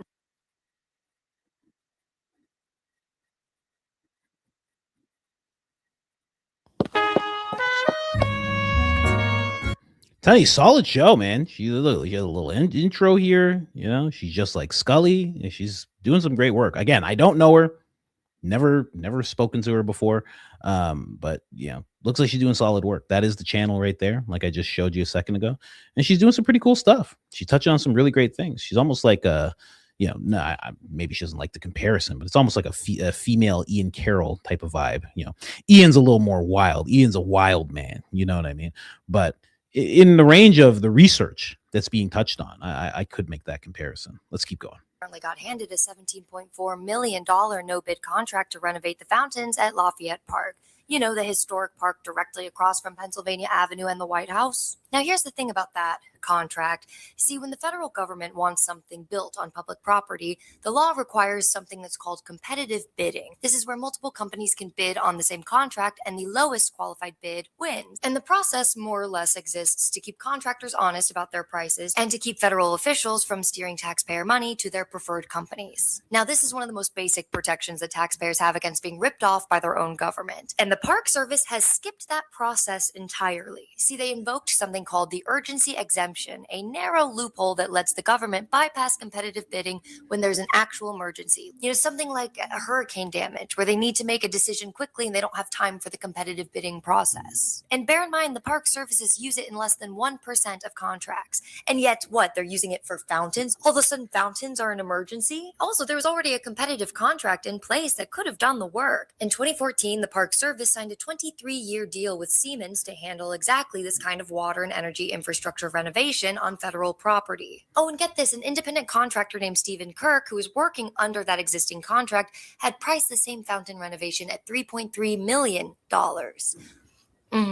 Yeah, he went on record with the Times and said, quote, "They just took the cover page of my estimate and added a bunch of numbers to it." Yeah, a bunch of numbers. I'll say 5 times the price. No bidding. The same company building Ballroom across the street from the Ballroom is getting contracts without bidding on them for 5 times the price. Justified by an emergency exemption that's reserved for hurricanes, for a fountain. And so I started thinking about the lawsuit that the National Trust has against the Ballroom, because it's about exactly this kind of move that we're seeing with Clark Construction. The lawsuit argues that the president is using public property and public money on a major construction project without Congress voting on it, which is a constitutional violation called the Appropriations Clause. And so the trust's whole case is that the funding architecture for the Ballroom is illegal, and the administration is hiding how the money is actually flowing through it. And so I just think it's interesting that the Times comes out with a story showing that the same contractor on the Ballroom is getting a 5 times overpriced no-bid contract for fountains across the street, paid for entirely with taxpayer money. And so that is the lawsuit's whole argument, documented on the front page of the New York Times 6 weeks before the federal appeals court was scheduled to hear the case on June 5th. And that same Saturday evening was the shooting. Curious. And then by Sunday morning came the letter. And that letter, let me tell you what, it could not have been written in 12 hours. I mean, the DOJ doesn't even move that fast on a regular Tuesday afternoon when everyone is at their desks all caffeinated up, which means it was already written, sitting in a folder somewhere, waiting for any plausible reason to be sent. And Saturday night seemed to be that reason. And once I clocked that, I started wondering who had actually signed off on that letter. And the acting attorney general who posted that letter on Sunday morning was not Pam Bondi, because remember, she got moved to like a different department or something, but it was Todd Blanche, the new acting attorney general. And he has been in this position for 24 days. His predecessor, Pam Bondi, who had been the Attorney General since the start of the administration, remember, was fired on April 2nd. The reporting said she was fired over the handling of the Epstein files, but let me tell you what, I do not buy that for 1 second. Not 1 second do I think that that is the truth, because Bondi handled the Epstein files exactly the way the administration wanted them handled, which is to say that she made the disclosure process as confusing and drawn out as humanly possible, while making sure nothing genuinely damaging to Trump or anyone around him saw daylight. That was the assignment as I saw it, and she executed it. And you do not fire someone for doing their job correctly, do you? Which is why I decided to take a closer look at the timing, because something wasn't adding up here. And what do you know? On March 31st, Judge Leon issues the preliminary injunction halting the above-ground construction of the ballroom. And he writes that no law comes close to giving Trump the authority to build this way. And he also wrote that Trump is, quote, the steward of the White House for future generations of first families. He is not, however, the owner. End quote. So that was on March 31st. And then on April 2nd, 2 days later, Trump fires Bondi. And then on the same day, the National Capital Planning Commission, which is the board that was stacked with loyalists for Trump, votes 8-1 to approve the ballroom anyway. Okay, that timing's kind of interesting. And then it was also on that same day that Todd Blanche, who had been the Deputy Attorney General, gets walked across the hall and handed the keys to the building. And here's the part that matters. Todd Blanche is not just any normal attorney general. Blanche was Trump's personal defense attorney. That's right. He represented Trump in the hush money trial, in the classified documents case, in the election interference case. Yeah, so the now acting attorney general of the United States is the lawyer that was hired to keep Trump out of prison. So if that doesn't tell you where this administration is at, then I don't know what will. And it was perfect. Very interesting. Interesting stuff. So like where I just had hunches, she has research, and it seems like my hunches were all correct. So I'll call myself Columbo for today, because it, just pretty solid, But she's doing pretty solid work, man. But again, Dre, etc. Dre Dossier, I should say. I was going to show her channel again. That's her channel. She does pretty great work from what I've seen so far, but we'll see how that keeps on going. You never know with people.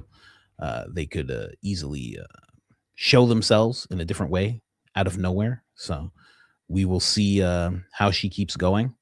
But yeah, interesting lady, interesting work she's doing. So we have Sam Parker again talking about this whole thing. Sam Parker, friend of the show. He's supposed to be on the show. I actually asked him to be on the show on Friday. I don't know if he actually got back to me. Nope, not yet. Oh, he did actually get back to me. He just said we live in hell. Okay. Sam, what's going on? You good? You okay, Sam? Charlie Kirk never went to the White House correspondent dinner. In fact, only one time he ever mentioned it was to mock it 11 years ago. So it's just another example of Erica reversing one of his positions, and for the same event that the president himself hadn't attended since 2011. An interesting night of firsts, don't you think? Interesting. But I think Erica's gonna be where she's gonna be. She's doing all the things. She's not all of a sudden gonna be not going to events unless there's not enough people at the event. But the White House dinner usually fills the seats. So she was like, okay, I'll be there. When do you guys want me to speak? And they're like, you're not actually going to speak. That's not what we've asked of you to be there. We just want you to attend and just eat some food.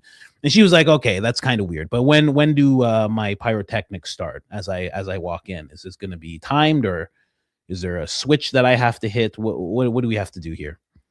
And they were like, no, we just want you to come and just hang out. And she's like, oh, okay, fine. Yeah, that's why she seems so upset about the whole thing. Someone actually showed me this about my own video. Who is this? What is this name here? For some reason, your name won't pop up. I don't know why. Oh, there it is. Truth's the only way. Truth Seeker, 5233. 33. He said at 1 hour, 4 minutes, 3 seconds, you shared the interview with Glenn Beck and Andrew Colvette. Andrew talks about how Erica will address what happened and about Mikey being at the dinner and UVU. He says how he, Andrew, is the lucky one because he hasn't been face to face with those events.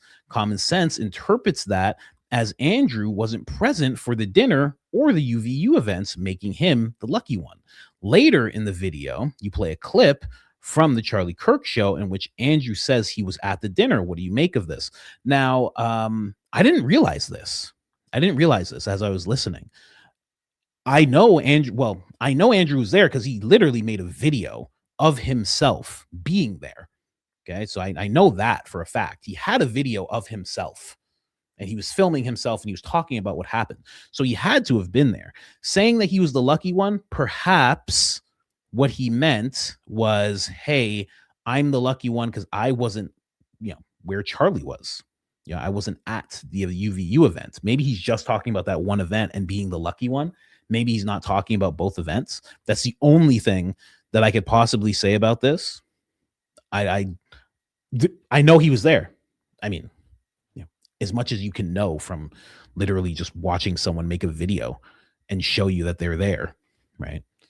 I don't know if this guy's making up green screens just to show that he was there. I don't know that whole thing, but he did make a video where he was at the event and he was talking about what had just happened. So I would imagine that he was actually there. So again, he was the lucky one because he didn't see Charlie pass away and he didn't have to receive the same scrutiny that Mikey McCoy did, because Mikey McCoy really got it. I mean, he walked away for our sins. I mean, everybody knows that. And then Mikey was there at the dinner and UVU. I didn't actually see Mikey there. I think he's in that clip where Erica says, I just want to go or go home. I think he's there in that clip, but I'm not 100% sure. It wasn't focused on him. Someone said, Charlie's not dead. Okay, well, ask him if he wants to be on the show. That would be absolutely amazing. That would be great. If he's willing to be on the show, I would love to have him on. We can talk about this whole thing and see if we can get a breakdown and ask his opinions on the Middle East. And hopefully he can give us some great answers. But we'll see. We'll see. I did watch that video that Jesse did yesterday with those two people, though. It was interesting. It was interesting stuff. Talking about the, what are they called? Squibs. Talking about the squibs. And this guy, Jordan, claims that at some point when Charlie moves, you can actually see the squib open up. You can see it open at his neck. And I'm like, I've never even thought to look at that. So I will definitely check it again. No, I don't think it's time for the podcast yet. In terms of usually people announce that they're going live before they go live. Turning Point has not. There's no announcement here whatsoever. I'm on their X page. Not seeing anything. I'll jump over to their YouTube just to make sure as well. Nothing coming up. And then somebody else said, you got to look at Rumble. Let's look here. Oh, no, I have to go Charlie Kirk. See, I right away, I write in Turning Point USA because why on earth would I write Charlie Kirk? There's Charlie Kirk and the Charlie Kirk show. Jeez, they're just keeping all of it alive. Okay, April 29th, a special message from Erica Kirk upcoming. Okay, so I will leave that on. We are now one of the people waiting. Okay, so there it is. There it is, guys. We are waiting for this just to show you guys what's going on here. Transparency for you. There it is. We are now waiting. I don't care to sign in to see the chat or anything. I would be surprised if they just turn the chat off. That's what I think they're going to do, quite honestly. But we are there. Don't worry. As soon as it starts, it's going to interrupt whatever I'm doing, guys. So let's keep going here. I only had one more. Apparently, when it comes to the whole White House Correspondents' Dinner, apparently a Secret Service agent was hit during the attempt on the president, was likely struck by fire from another agent. So now we're at a point where the guy didn't even get a shot off. And the shot that did hit that other agent was actually friendly fire, which is crazy. It's not like anything happened to him. He's completely fine. But I mean, that's nuts. That's nuts. This is as per Sky News. If you guys like Sky News, you can consider it a source. If you despise Sky News, then you can be like, okay, no, I don't accept this. But interesting. Anyway, let's keep going here, guys. Let's keep going. What else do I got? Oh, this is weird. This is a very weird situation. Can I take this down here? This is a very weird situation here. I just felt like I had to show it. Sometimes Jack Posobiec, I think that's how you say his name. Sometimes he makes some really weird posts that you would think he couldn't make as being one of the stormtroopers for the Turning Point USA regime, we'll say, the Sith Lords. Out of nowhere, he's just like, hey, Michael Jackson was innocent. Is it like Michael Jackson's birthday or something? Am I missing something? I've seen a lot of posts about Michael Jackson recently. Posobiec, that's how you say it? Posobiec? No way. You're making me say things. But he's like, Michael Jackson was innocent. I found it so weird. And then he even said Macaulay Culkin always defended Michael Jackson and even testified on his behalf. And it's like, where is this coming from? Who are you? You know? And then he says, they took Michael Jackson down because he wouldn't go to the quote unquote island. It's like, I feel ya. But what's making you say this, man? Then he has another one where he's like, Michael Jackson was the only one Hollywood called that name. And for somebody who's just who's just listening, it's a name that I can't say, PDF, because he was the only one who wasn't. Like, very interesting take out of nowhere from Jack. Like, what's going on? Oh, yeah, because there's a new movie coming out. Oh, yeah, Christine's in that movie. That's Christine's movie, if you guys didn't know. And then he says, the Hollywood cabal accused Michael Jackson of what they were doing themselves, textbook tactics. That seems like a subliminal shot at a Turning Point, honestly. But very weird. I just found it very weird. I feel him. Like, I get it. But I mean, yes, Christine Fikiti. Yes, she is in that movie. She has one line, but she is in that movie 100%. I haven't seen it yet, but she was telling us about it in the interview, and she was very, very serious about it. But I definitely feel what he's saying. You know, Michael Jackson at one point, he was like a billionaire. If he sold all the publishing that he bought over the years, because he had like the Beatles, I think he had some of just Paul McCartney's. He had Eminem's. He had a whole bunch of publishing. So he was like making money off of those songs every time they played, whether it was a commercial, et cetera, et cetera.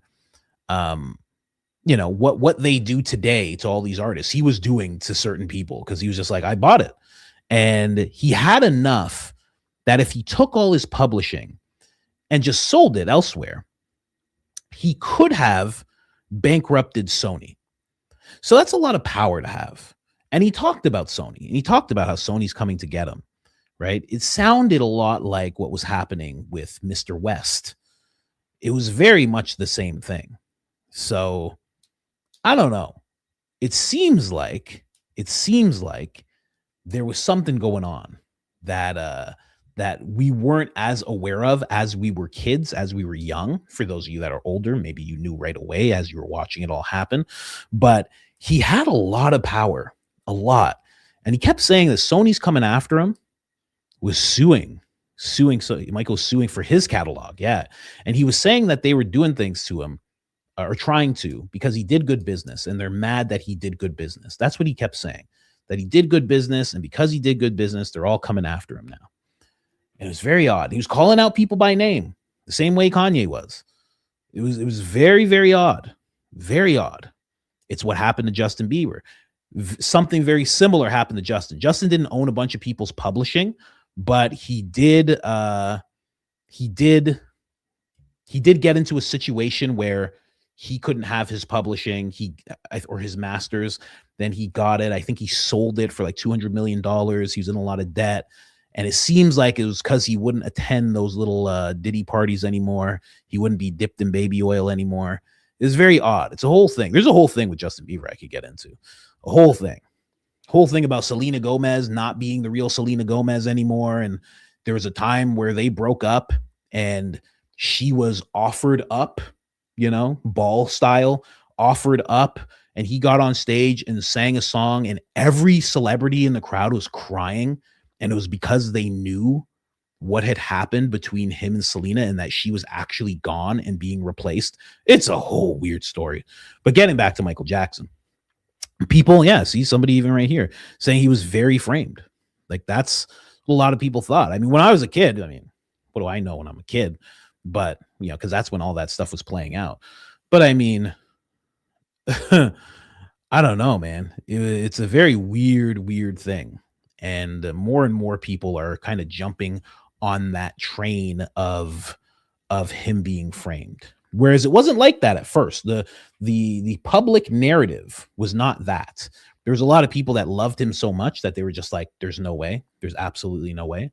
But now people, after seeing their version of it, our generation of it, which would be Mr. West, seeing that and seeing it over and over with media personalities and what they do to people when they won't fall in line. Now it's starting to make more sense because he definitely wouldn't fall in line. And he was speaking on that place in the Middle East quite a bit. And he thought what was happening was an injustice. And he made that very clear, not just in song, but also in interviews. He talked about it because he toured that place and he saw what was happening and he got really upset. And that was like the beginning of the end for him. A lot of people don't know that. So really, absolute legend, absolutely incredible. I mean, I'm sure there's a lot of people who were born in the 80s that are named Michael or have a middle name Michael, and they don't know why. They think it's Saint Michael, and it's not. Your mom just passed out at a Michael Jackson concert. Your mom was just like, oh, and they had to take her out on a stretcher. Boy, oh boy. And then she had you, and she was like, I gotta make it the middle name or something. I can't just have no name like this. I need something. Oh yeah. Ask her. Hey, listen, you have the name Michael or the middle name Michael. Say, tell the truth, mom. Tell the truth. Hold up a Michael Jackson album. She'll be like, oh, where did you get that? Tell me the truth, mom. Why is my name Michael? It's for Archangel Michael. We were a religious family back then. Tell me the truth. It's for Michael Jackson. It's for Michael Jackson. He was the best. You didn't see him moonwalk live. I saw him moonwalk live, okay? Me and your father both messed up the front of our pants when we saw him moonwalk live. I'm sorry. Okay? What can I do? I'm just saying. It was magic. Although I do believe that he was like a part of that club. I do believe that a part of how he looked, I think this a lot with celebrities and plastic surgery. I think the way that he looked was because I think when you're a part of that club, those people, I think there's things that you have to do. And I feel like a lot of that plastic surgery was something that he had to do. It's really hard to say, but I feel like when I look at someone like Madonna, or you look at anybody, look at all of them that are doing it to the point where you're like, oh, this doesn't even look good. And you're rich. Like, why does it look so bad? And you're super rich. And why don't you stop? And where are your friends to put this in check? I feel like there's something. I feel like you're positioned to do that kind of thing. And I feel like it's because there is a society, maybe ballroom type people that want you to look like certain dark entities. I think when you sign up for that Hollywood contract, when you sign that in blood, I think there is an attachment that happens, and you at some point have to start looking like whatever is attached to you. I'll just say it that way. I really think there's something to that, because the way that all these celebrities look, the way that he looked, I mean, love Michael Jackson, but I mean, what? Like, what are you doing? He looked fine as a black guy. Why did you have to change? And you didn't even just change your skin. You changed everything. Like your nose was all crazy. He had permanent makeup. A lot of people don't know that. He had permanent like eyeliner, and it was like tattooed on eyeliner and his eyebrows as well. Like just weird stuff.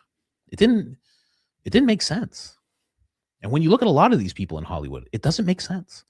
You're like, what is this? Why are you doing this so much to your face? You don't need to do this to your face. But they just continue to do it. It's very weird. It's very, very weird. Anyway, that's just I have permanent bags under my eyes. Yeah, me too, man. I guess that's just how it goes. That's just life. That's when you're a normal person, that's the type of permanent thing you get. You don't get permanent eyeliner or anything like that. You get permanent bags under your eyes that you can't possibly take it away at all. I think that's just what you get as a regular person, quite honestly. Anyway, we'll see where they're at right now. It's supposed to start at 12. It is minutes to 12. So they'll be starting soon. Let's move on from Michael. Just in case you guys didn't know, there was an indictment. Okay. There was an indictment. James Comey. Now, I'm not a fan of James Comey, I have to say. Not a fan of what he did. Don't like anybody. I don't think you should go full Kash Patel, but I don't think you should go full James Comey. James Comey was very much against the president with what the president would do. He would just be like, he would be told to do something and he just wouldn't do it. And he'd push back and he would maybe act like he was doing it, take a long time. Like, I think you shouldn't be like that. I also think you shouldn't be like Kash and just do the bidding no matter what, no matter how bad it is. So definitely not a fan of Comey. Definitely not a fan of what he did either. I don't like people inciting violence. And despite him saying that he didn't, it was clear that he did. He's not dumb. He's an adult. Closer to 80 years old than he is to 10 years old. So you have to get yourself in check. James Comey has issued a response to a grand jury indicting him on 2 felonies. Let's see here. Comey made it clear he has zero remorse for dog whistling his followers to go after the president and portrays himself as the victim. Throw the book at this piece of trash. So this is him talking about this whole. Well, they're back. I'll give you a little reminder if you don't know. So this right here says 8647. If you're in the restaurant industry, I don't know what other industries they use this in, but 86 means to kill it. It means get it out of here. Get rid of this thing. Or they're all out kind of thing. But, it's in that realm. So he said 8647. So it means get rid of the current president, which is number 47. And because of that, a lot of people took to social media. They didn't like what he was saying. And, eventually he got indicted for it. Right. I don't know. Like they're saying there's 2 indictments. I don't know if there's anything more serious, but I don't think he should have done that. And he is answering for it now. I will play a couple of clips. There is an actual indictment happening. It's not speculation. They're really doing it. Here's Kash Patel and Todd talking about this whole thing. So check this out. Let me play this. District of North Carolina returned an indictment against James Comey on 2 counts. The first count is that on or about May 15th of last year, he knowingly and willfully making a threat to take the life of and to inflict bodily harm upon the President of the United States. Count 2, same day, May 15th, 2025, that the defendant, James Comey, knowingly and willfully transmitting in interstate commerce a communication that contained a threat to kill the President of the United States. Both of these counts carry a maximum term of imprisonment of 10 years. So I think it's 20 years. Hold on a second. Let me hear these things again. Day, May 15th, 2025, that the defendant, James Comey, knowingly and willfully transmitting in interstate commerce a communication that contained a threat to kill the President of the United States. Both of these counts carry a maximum term of imprisonment of 10 years. So I think it's fair to say that threatening the life of anybody, District of North Carolina, Wow. Potential 20 years. I don't know if they're going to get this. I feel like this is more of a tactic, you know.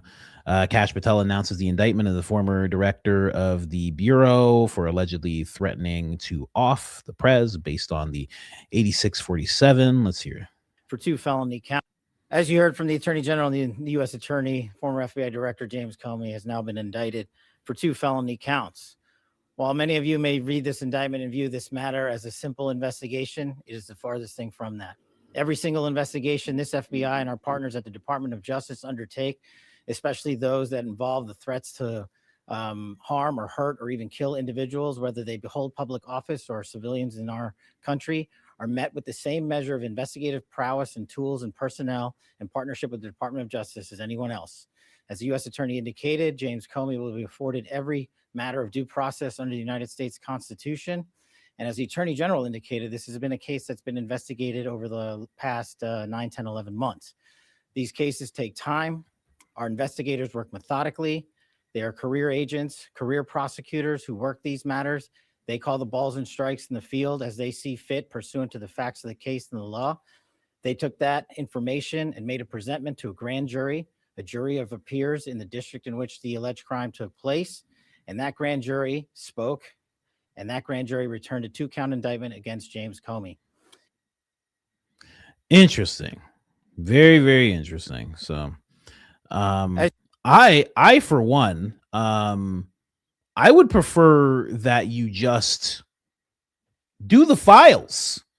Fine, Comey, cool. That's great. Absolutely fantastic. What about all the guys? Someone just said Fauci's still free. You know what I mean? Isn't there more?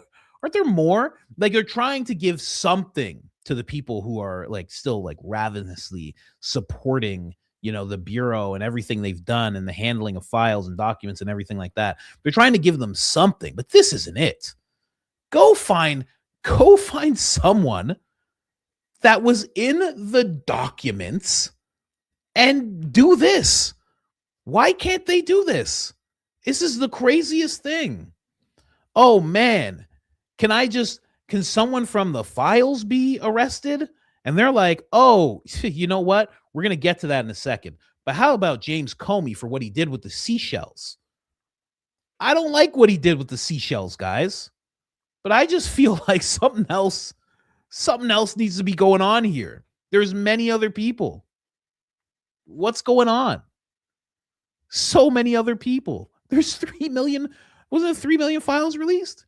You can't find one guy in the 3 million files that you can say, all right, hands behind your back, sir. No? This is crazy, man. It's ridiculous. We got James Comey. You got to see what he did with these seashells. Bring someone else. Come on. What's going on with Bill? You know, Bill has to testify in front. Yeah, rigged. Oh, they're starting soon. You know, Bill has to testify in front of I think in front of Congress on, I think, June 10th or June 11th. He has to testify. So that'll be interesting. But again, it's like more of that stuff where it's like he has to testify and he's going to sweat a little bit. They're going to make fun of him, you know, or they're going to like push him around. There's going to be like some great clips. And then that's going to be it. It's like, come on. What's going on, man? It's getting ridiculous. You have all these files. Listen, there was a file that said, I love the torture video you sent me. Hey, lock up everyone involved. What are we talking about? There's images in the files. You know that? You ever gone through the files? There's images. There's a crazy image. I can't even describe it to you. But there's multiple guys. And their faces are redacted. And they're all the assailants. They're all the guys doing something to someone. Again, I won't get into the specifics of it. What about them? Jeez, man. Anyway, 10 seconds, guys. Let's switch over here. Check it out. See what they're going to be talking about here. How do I make this screen a little bigger? That's a little bigger. How do I take away this chat? Get this chat out of here. I don't need this chat. Get it out of here. There we go. Beautiful. All right. It says it stopped at 13. Oh, gosh. Oh gosh, guys, we're in for something. They made sure to stop it at 13. Oh gosh, we would have been better off if they stopped it at 33. They stopped it at 13, ladies and gentlemen. I don't know what's going to happen. Someone said tap live. What do you mean tap live? What does that mean? What are you talking about? Huh? What do you mean tap live? Oh, it's starting. Oh, shoot. And their way is labeled hateful, racist, fascist, and every other trigger word that is grossly dishonest. We want the best for our country. They don't. This is why Charlie started Turning Point USA in the first place. He didn't trust the radicalized liberal teachers. And this past Saturday, it was a school teacher, of all people, a school teacher that attempted to change our history for the worst with bullets. And everyone is asking why I even went to the White House Correspondents' Dinner. And it was because many of the journalists in that room have attempted to dehumanize me. And I wanted to meet some of them face to face, quite frankly. Why have a conversation about me when you can have a conversation with me? So, for example, a journalist from the Daily Mail came up to me. She introduced herself and she was very gracious. She was saying, "You look so beautiful. I'm so sorry for your loss." To which I replied, "It is so nice to put a name to the face, especially with all of the slander, the lies, accusations that are out there surrounding my husband's murder and myself." And I said to her, "You know what's so interesting? This is my first time at the White House Correspondents' Dinner, and I find it so fascinating, the dynamic that is going on right now, because everyone is all dressed up and you guys are co-mingling in and out of each other's cocktail parties. And so for one night, you are able to put aside all of your differences for the sake of freedom of speech. And then by Monday morning, things will go back to being an absolute bloodbath between all of you." To which she replied, literally, she said, "I know. Isn't it special, right? Isn't tonight so special?" And following that conversation, it was time to take our seats and we went into the big ballroom where the dinner was. And one of the first things I noticed when I walked into that room was quite literally the proximity of the opposing outlets to one another. So you have one table here that's Politico and another table here that's Fox and another table here that's WAPO, and you're all crammed together, elbow to elbow. And to make the night even more of a spectacle, every single 10-person table had 10 bottles of wine. And the president of the White House Correspondents Association, she did a great job of trying to make the evening have that feeling of Americana. You know, we were in a room celebrating freedom of speech despite our differences. And the U.S. Marine Band performed the national anthem so beautifully. And then shortly thereafter, gunshots rang out and total chaos ensued. And you guys have all seen what happened next because there are 1,000 videos of it. So let's discuss that fact for a second. If you were in that room, you had no way of knowing what the status of the shooter was, how many there were, or honestly, really anything. It was just utter chaos. And so during an active shooting, these journalists are using their phones to find moments to capture for clips. They were so concerned about getting there were, or honestly, really anything. It was just utter chaos. And so during an active shooting, these journalists are using their phones to find moments to capture for clips. They were so concerned about getting a video in a room with an active shooter that they could have accidentally and quite literally filmed themselves being shot. That's what Andrew did. It's exactly what Andrew did. You talking about Andrew? Many of those people have become so desensitized that fight or flight became secondary to the opportunity of putting themselves into the story, which ironically breaks the #1 rule of journalism. And again, ironically enough, the shooter was a teacher. You have these people who are supposed to be teaching our children the future of this country, and he's so unhinged that he is able to teach children by day and then attempt to murder the president of the United States by night. Wow, this is just such a GOP speech right now. This is nuts. Wow, this is crazy. I can't believe this. And in his manifesto, he starts by contextualizing himself by saying, I am a citizen of the United States of America.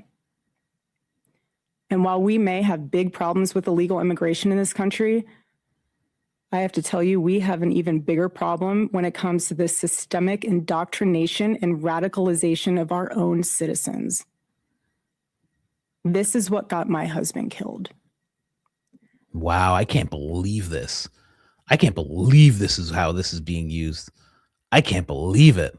Wow, I kind of can, I mean, but still, this is crazy. This is what has led to 3 legitimate attempts on President Trump's life. And I can speak firsthand to that unbearable toll that this must take on our First Lady. There has never been a president who has faced this many assassination attempts in Americans' entire history. And after each one, the reaction from the far left has been, at best, a shrug, and in some cases, a sick disappointment that the shooter was unsuccessful. We are all human beings. And if you can just pause and just take a minute and ask yourself, how would you feel if even just one person made cruel jokes about the attempted murder of your loved one? That is what Jimmy Kimmel did to the First Lady. He said that she had the glow of an expected widow. The glow of an expected widow. Just 48 hours before that nightmare almost became a reality. In this culture we're living in, absorbs disagreement as a form of personal betrayal. It turns having an opposing viewpoint into a moral crime worthy of punishment. And here's what I've realized through all of this, truly, having lived through quite literal hell these past 7 months, if you strip someone of their humanity long enough, you will. This is wild. Someone said, stop pausing. Be quiet, man. You're on my channel. Stop it. Like, this is so weird. And what, you think we're going to listen to Erica for 15 minutes straight with no palate cleanse, no break, no intermission? Are you crazy? You're out of your mind. I'm not doing that. It's nuts. I can't do that. I doubt you guys can. This is nuts. And you know what this is? This is a positioning for her to be seen as a political voice. This is the opportunity she has to be seen as a political voice, as someone who could fill the shoes of a VP, someone who could actually stand up and do what needs to be done. Very weird. Very weird what's going on right now. Okay. Just very, very odd. I don't even know how much more we can take. How much more can we do, guys? I don't know. Let's keep going. Will arrive at the chilling conclusion that they don't deserve to exist at all. Every morning I wake up to a new headline lying about me. I have comedians dressing up in whiteface. I have people saying I'm not fit to be CEO. And I have Candace Owens claiming I murdered my husband. And Whoa. the list goes on and on and on. Whoa. There is a serious epidemic of dehumanization plaguing this country. The most unthinkable tragedies have now become commonplace in our daily headlines, and yet the media finds a way to conveniently explain away violence. This is what we're up against. This is what we're up against. What is happening right now is something none of us can afford to ignore. The evil forces working to divide us, to distract us, and to pull us apart has never been stronger. This is a moment for Americans to come together and decide what kind of country we are going to be before we lose our country altogether. In Romans chapter 12, verse 21, it says, do not be overcome by evil, but overcome evil with good. And this is why my husband created Turning Point USA, so we could have civil discourse and debate and open dialogue, because when we stop talking to each other, bad things happen. Wow. So first off, she's not willing to talk to near anybody. I mean, unless she gets under that tent and starts doing it. But Candace never said that, as so many of you are echoing in the chat. Candace never actually said that. But again, you also have to think about this. She didn't write this speech, right? This is not something that she wrote up. And this is not something where she's sitting there with no teleprompter, like I'm sitting here with no teleprompter. That's not what she's doing. She's not doing the Baron thing. She's not doing the Ian thing right now. She's reading a teleprompter with a speech that somebody probably, maybe a couple people got together and actually read this out. Wrote this out. Sorry. So that's what I think, my opinion, allegedly is going on here. This is wild. And she brought up Drewski. That's crazy. That's crazy. She made sure to just talk about Drewski as people, comedians in whiteface. Made sure to bring Candace Owens up by name, right? That's not a mistake, right? So the audience member who said a while ago, maybe 2 weeks ago, that maybe this whole thing is happening to build a case on Candace and what she's doing, that could be correct. I thought it was a solid theory before, and it seems even more solid now. So I am choosing to fight for America, for my children, for your children, and for humanity, because we all need to do our part. And by the grace of God, we will succeed, and America will remain what she was always called to be, a shining city on a hill, a light to the world. So let me give you a perfect example of how it's done. My husband did it best and left us the blueprint on how to have uncomfortable conversations with those who disagree. Buckle up, everybody. Here we go. So my stance today is on immigration. What the what did I just see? What was that? What the fuck? Really? People are saying bad actress. Like, try and do it. Try and do what she just did. Try and be talking about something so crazy as what she's talking about, and try and just look down and smile and then look up and start talking. Feel how fake it feels to try and do that. Try and think of a situation where you would do that type of thing. It's very, very difficult. And listen, I said it before as well. I'm not going to hate on the fact that Charlie's on the screen right now. I've said hundreds of times that, this channel should be them recapping Charlie. That's what they should be doing. They should be making compilations of Charlie, and that's it. That's what should be happening right now. That's what should be going on. I think that immigration contributes a lot to America. So my parents did come here legally, and they right now are in the process again, and it takes a long time. No, they came here legally, like they came with their visa, and now they're renewing it, and it's a different process right now. But so I'm really religious. I'm Catholic. My parents grew me up that way. And in Matthew 2:13-15, it talks about how Jesus had to flee Bethlehem, sorry. He had to flee because someone was going to die, and they were looking to kill him, and he had to flee his own country and leave everything behind because an angel spoke to Mary and Joseph that they should leave. So a lot of people do that. That's why they immigrate to the United States. A lot of people have to leave everything behind because not everyone just wants to pack up all their things and leave. Right now, I personally would hate if I had to sell my car, my house, leave my parents, leave my friends, and leave everyone. So I just want to know what your stance is on that, just because in the Bible it talks about that.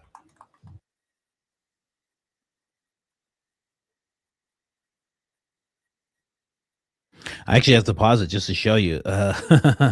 So Project Constitution is inside this Reddit, this Rumble chat. And every time he says something, they remove it. Isn't that interesting? So he's tried to speak multiple times and they just keep removing every single one of his comments. Wow. That is very interesting. You can see it every single time you see like a little grayed out thing. This is him. He made the mistake of logging in. Don't log in if you just want to be in there, right?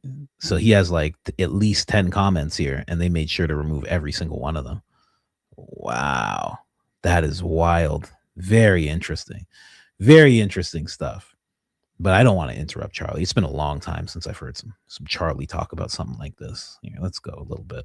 Actually, other under Roman jurisdiction. That's a separate point. But there are plenty of verses that says you should welcome the stranger, and so I will grant you that. I guess the first point I would have to ask is, should immigration always benefit the home country? I think so, yes. And that is one thing that I looked into. So there are immigrants right now working here, correct?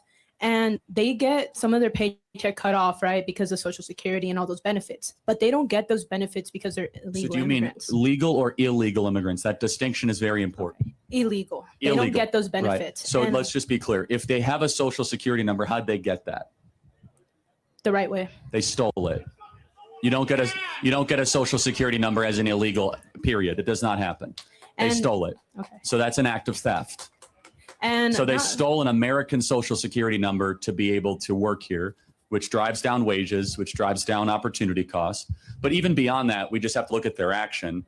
They were not invited to come to this country. They broke in line, they cut in line, and we should not reward line cutters or border jumpers. We should reward people like your parents that actually came here legally to this country. Yeah, I understand that point. I really Very interesting that they're using this. I definitely miss Charlie too. These conversations were just incredible. Again, there's nobody doing this. There's no, honestly, the closest thing is Myron.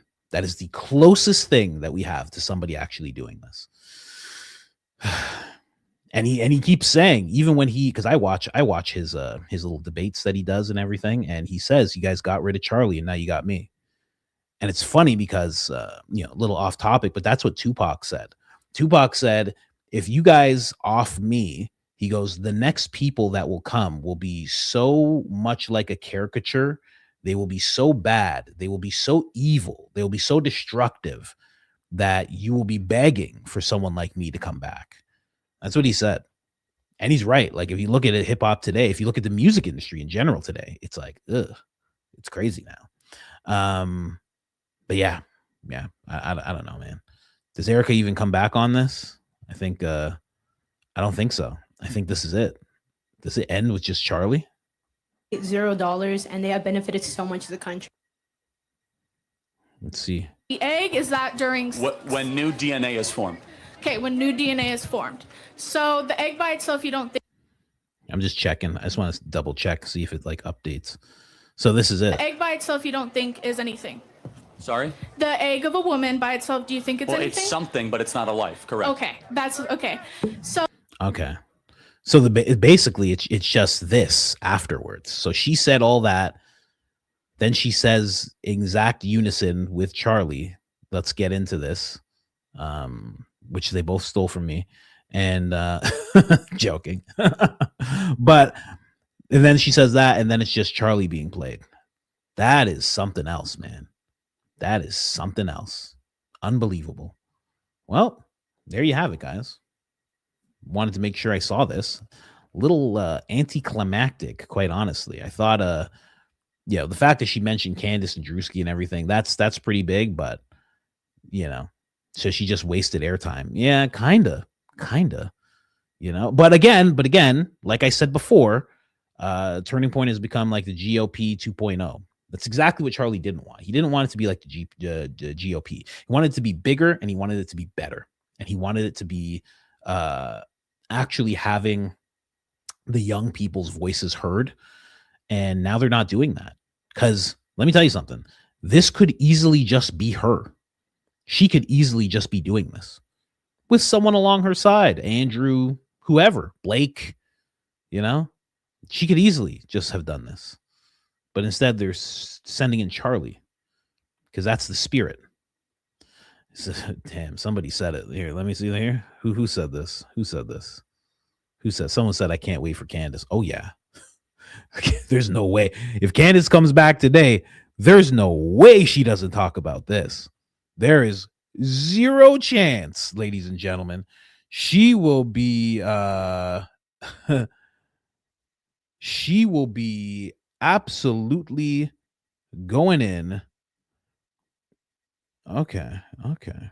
Thank you, Daisy. Appreciate you. yeah, she'll be going in on Erica today. And the president, I would think, because the president said some stuff about her. So we'll see.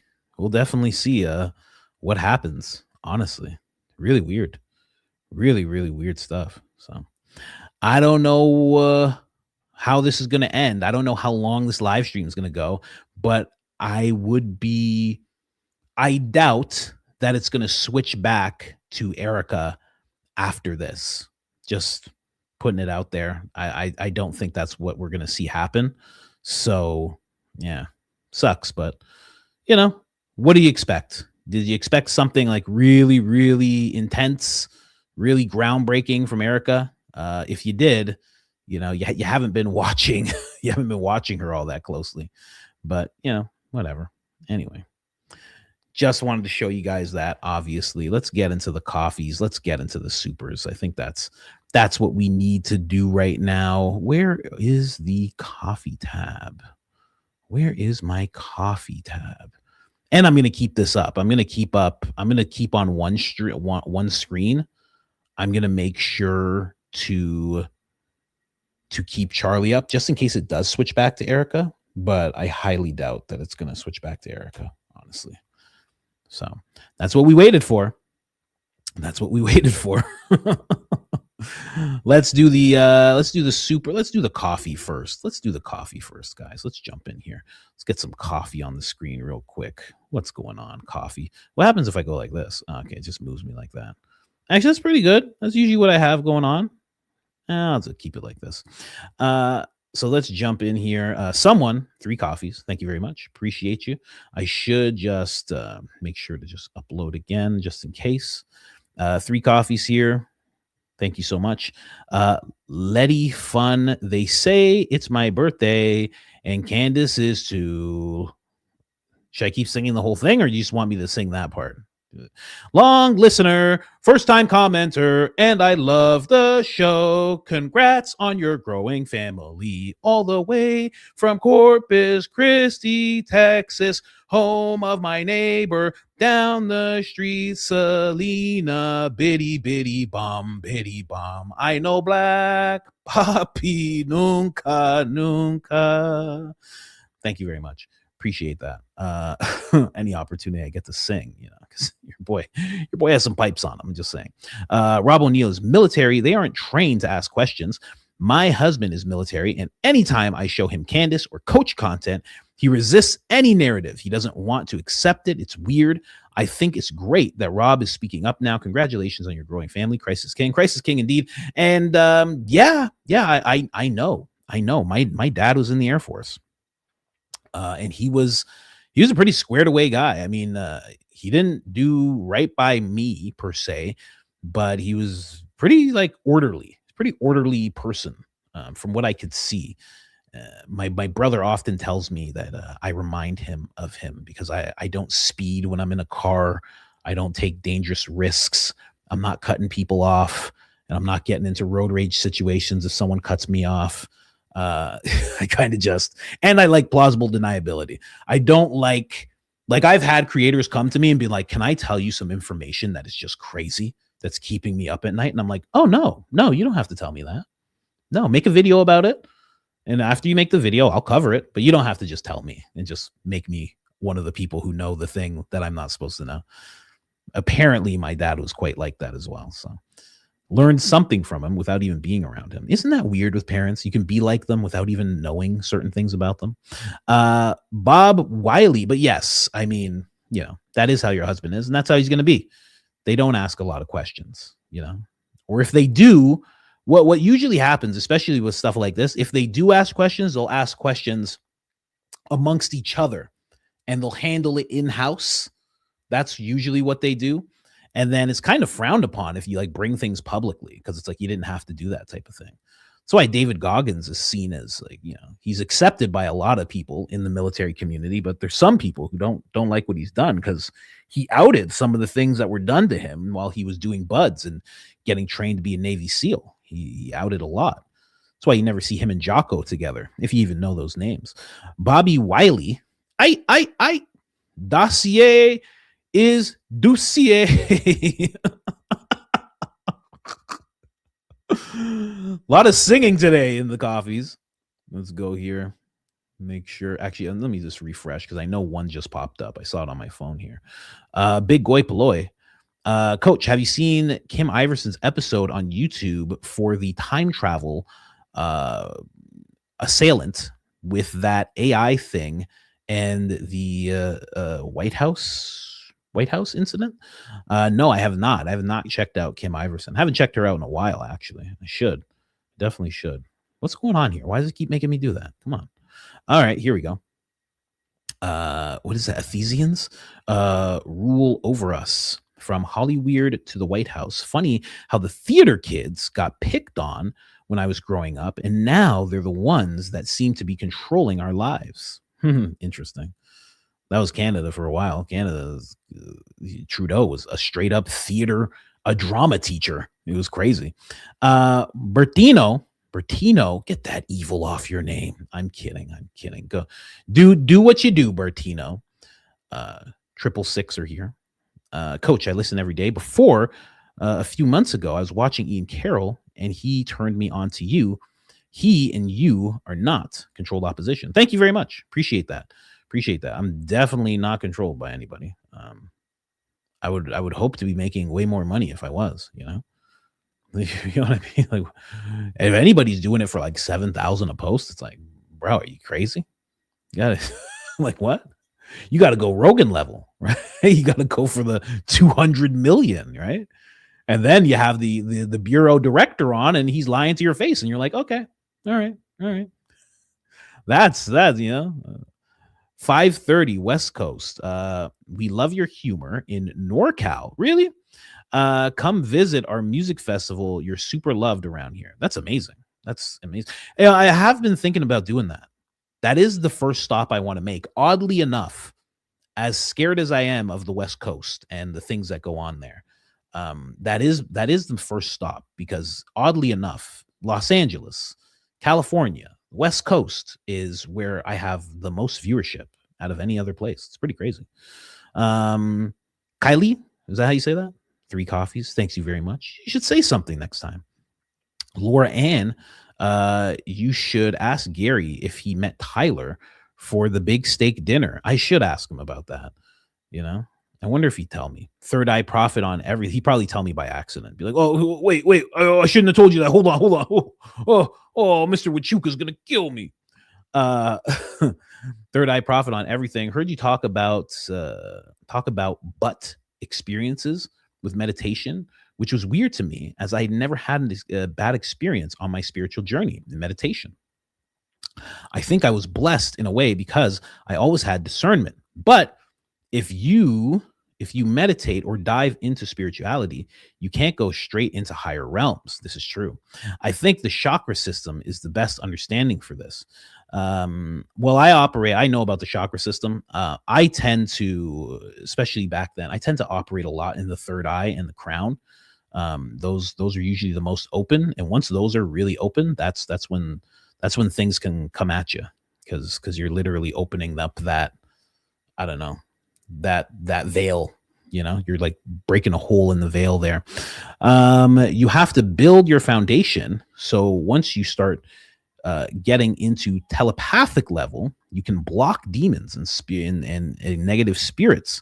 My little brother used to see demonic entities until I taught him about the power we hold. He imagined blasting a white light at them and completely stopped seeing them.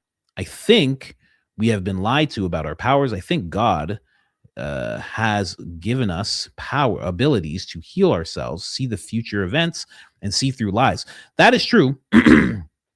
I do think we've been lied to about our divine nature. I do think that there's something within media and politics, Hollywood, that is trying to pull us away from all of that. But yeah, I guess you could say you have to build that up. Like, I understand that completely. But that just wasn't my experience. I dove right in, had no teacher at all. I just dove right in. I was meditating for an hour in the morning and an hour at night, and, you know, fire gazing and things like that. Like, I was doing it all. I was doing a lot, too much, I would say. I was very open, and I was very high on top of all of that. So it was just a lot. But yeah, building your foundation, I think that's true in anything. I think that's true in everything. I think that's true in Christ as well. You got to build that foundation. You got to have someone around you that can explain things to you, right? You don't just go and get baptized. It's like somebody explains to you like what you're doing and why you're doing it. And, you know, you don't just read scripture. Somebody explains like, hey man, like you got to take this into your life, and you don't just repent. Someone explains to you, hey, like you have to actually turn away from the things that you're repenting for. You can't just repent and think everything's all good. You have to, you know, so I definitely get what you're saying there. And also I was taught something similar as what you taught your brother.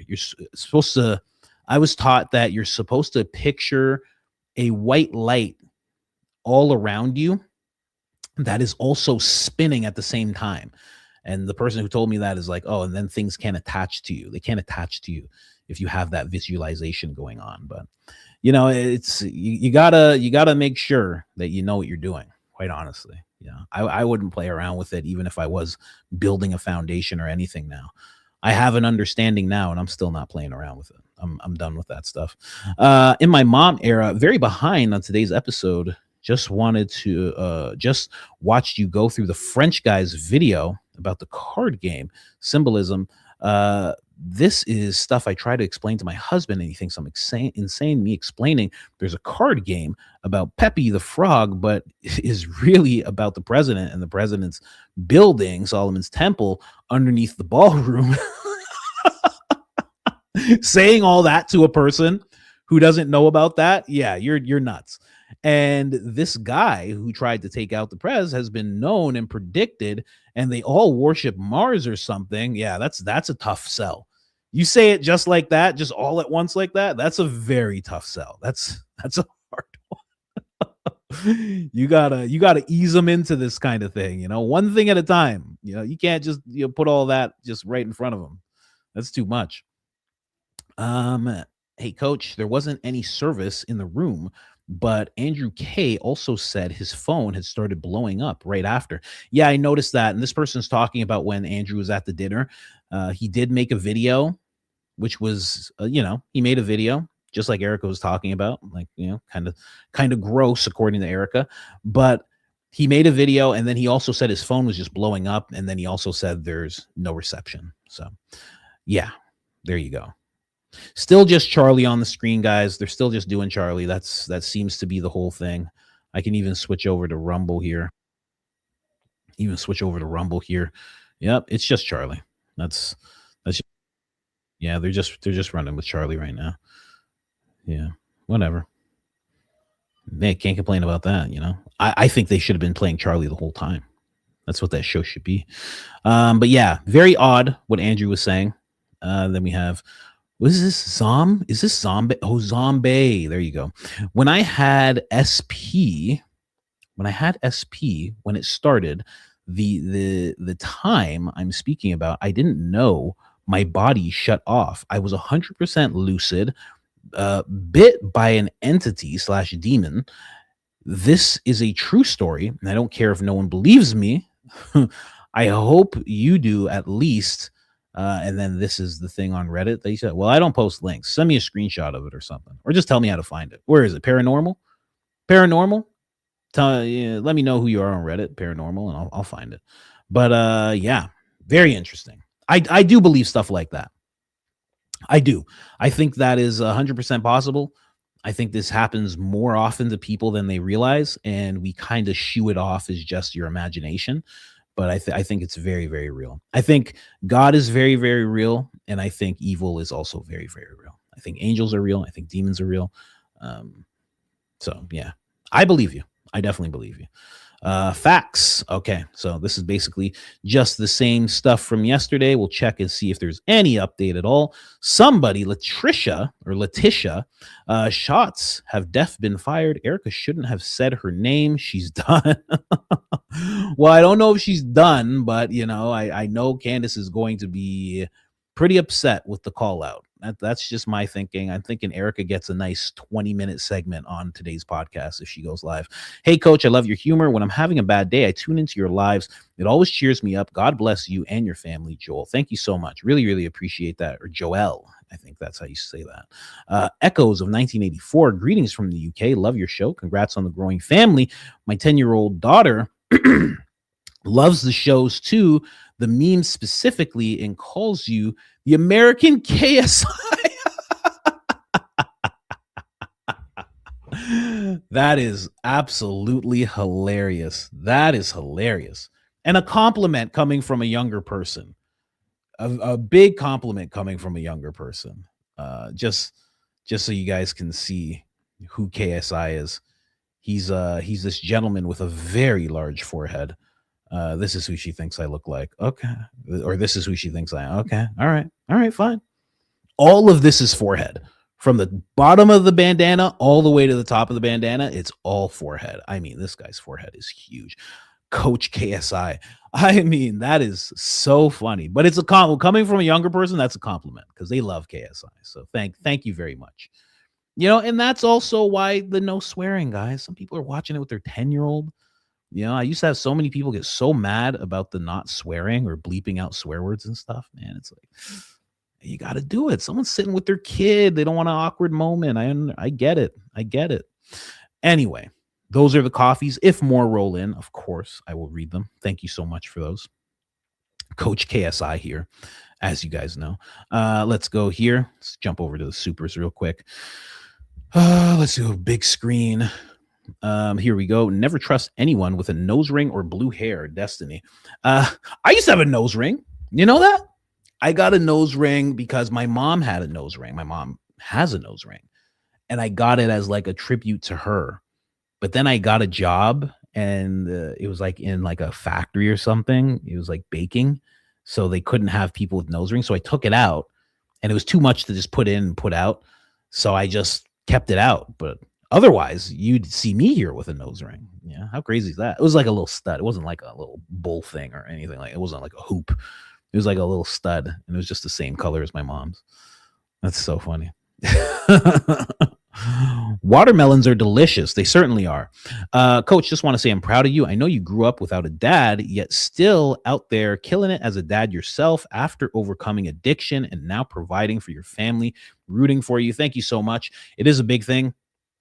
It's a very big thing. Thank you very much for those words. But I always say that the gift that my dad gave me by not being there was it made me realize how bad it can be if you're not there as a father. And it gave me the firsthand experience. And that's why I try to be so present for my kids.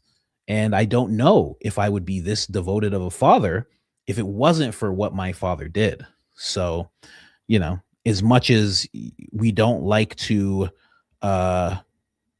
give props to the people that hurt us, I am always thankful for what he did because it changed my mind on. I work from home and I don't see any other way because I want to be around my kids all the time. I want to constantly be there. I don't want to be gone. I had a good job that was paying well into 6 figures in the film industry, but I was gone for 16 hours a day, 18 hours a day sometimes. Sometimes you just sleep in a hotel. Sometimes you sleep in your car. And I knew I couldn't do that because I didn't want to be that kind of dad. And it was only because of what he did. So, you know, sometimes you got to turn resentment into gratitude, you know? So that's what he did for me, definitely. She's going to resign from human form into Mecha Erica, South Park reference. Oh, that black hat too was kind of, I know people are going to make speculations about that black hat. It was a little weird to wear at that time. Star Studio, Jordan, Bond Q's, Kelly Rabin, Jesse Squibb Theory. Oh, that's who it was. Yes. That's who Jesse was talking to. What was her name? Kelly Rabin? Yeah, okay, that was her name. The other guy's Jordan. Yeah. Interesting. I didn't get to watch the whole thing, but they're very dialed in with their theory. Like the guy's done a lot of work towards it. You know, can't say I 100% believe it or back it, but definitely can't say that they haven't put in the work. Definitely can't say that. Now back to staged squib theory. Number 1, Kelly Rabin. That is Star Studio once again. Shannon Brown, Coach, Please watch Above Majestic. Scary stuff. Oh, is it really scary stuff? I don't like scary stuff. Star Studio, once again, thank you very much. Appreciate you. Let's go here. I like Nick, sort of, but I love Myron. Your comment about Myron being the straight Nick had me dying, though.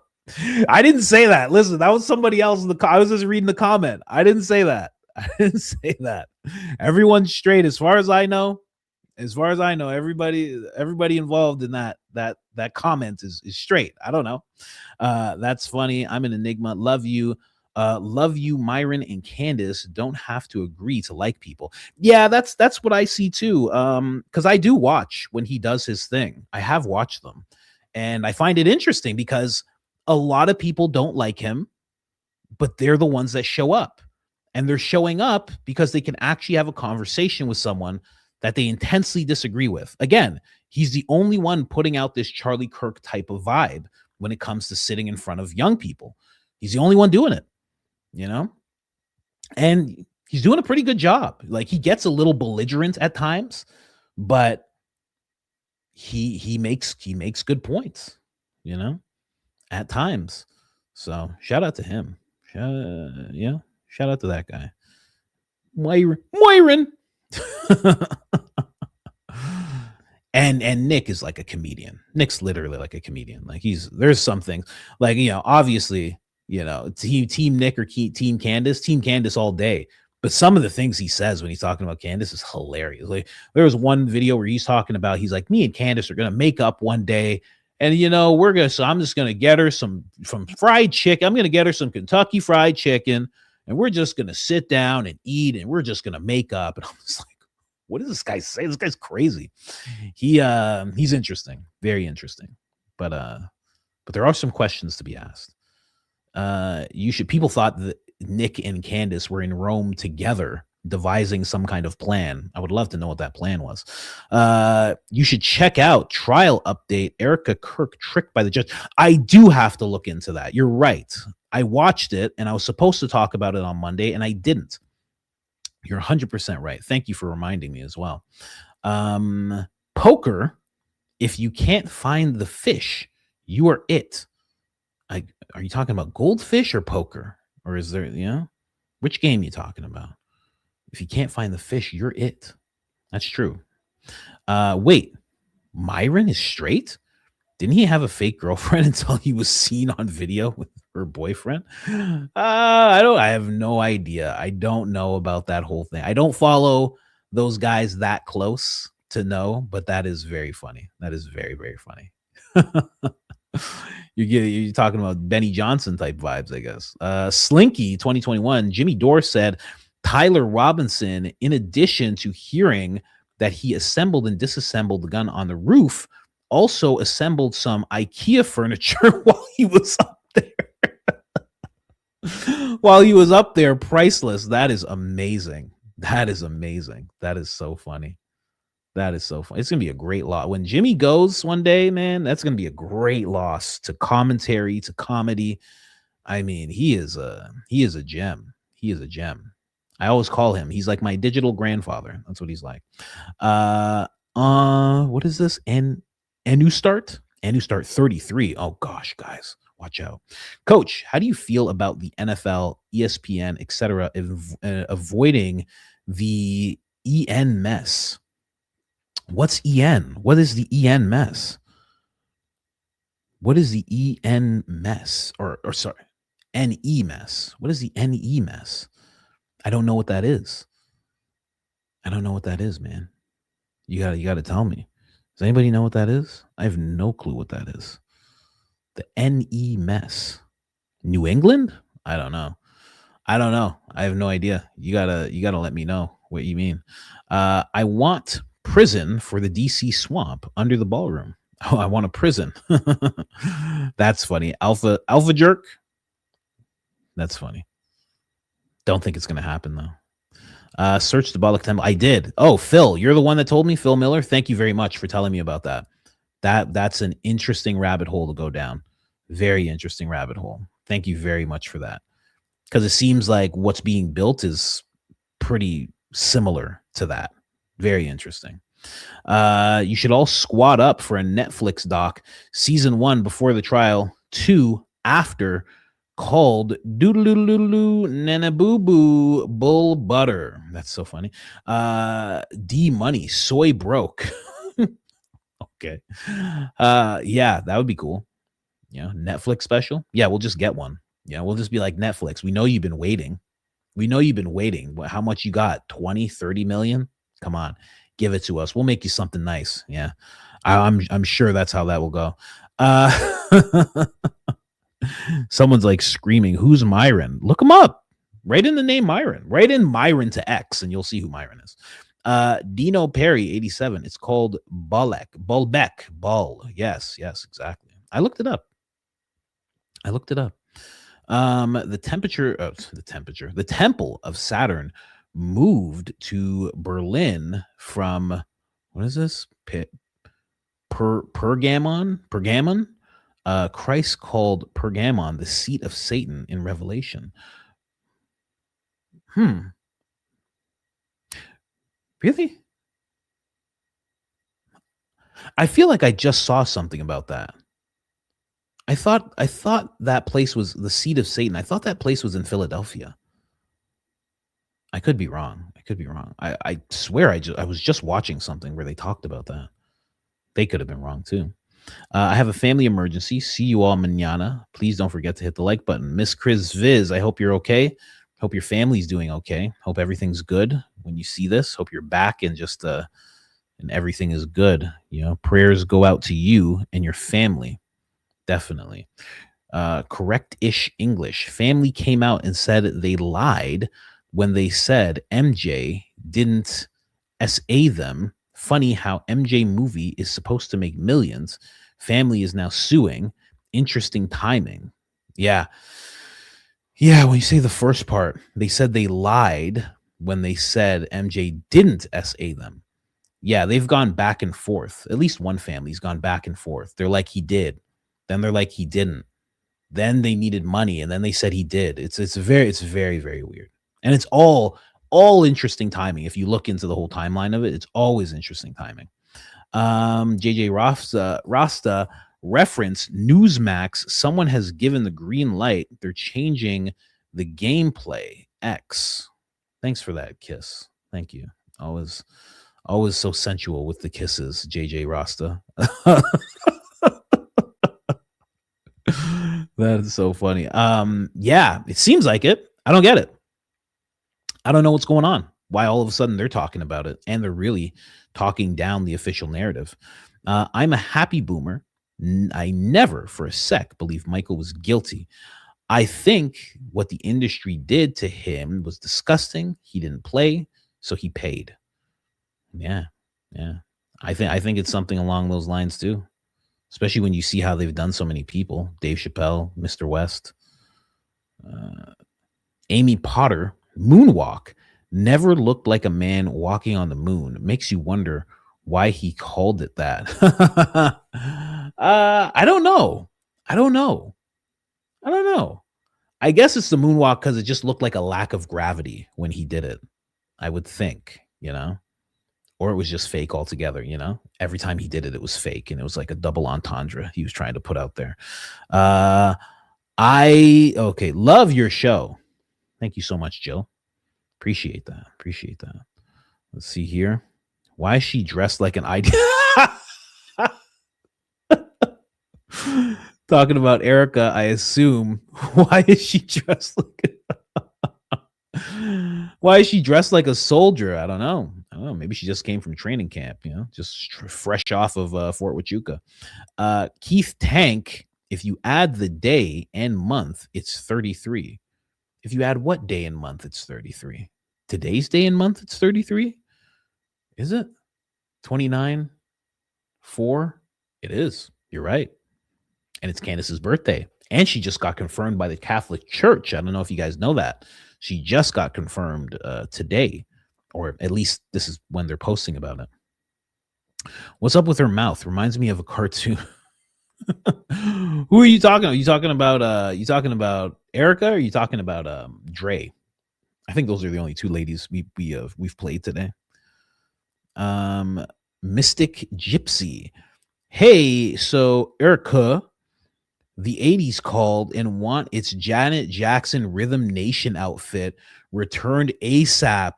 P.S. Janet wore it better. That is a good reference. That's solid. That is exactly what that looks like. Rhythm Nation. Some people are too young to even know about Rhythm Nation. That was a bit. That was.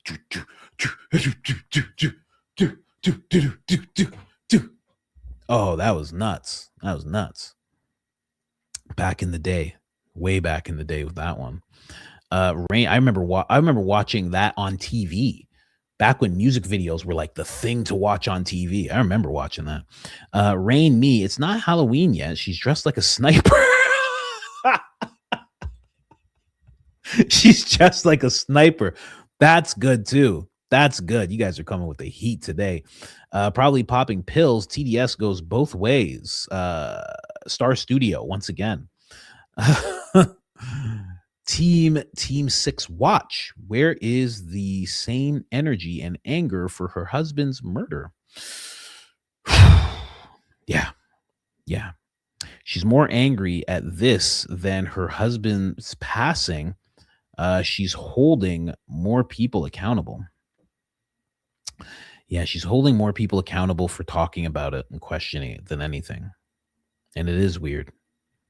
And where's that energy? I don't know. Honestly. Is she getting ready to lead Rhythm Nation? That's hilarious. Great gig. So much smoke has been blown up Erica's she actually thinks she has the right to scold the American public. She's doing the dividing. Yeah, I mean,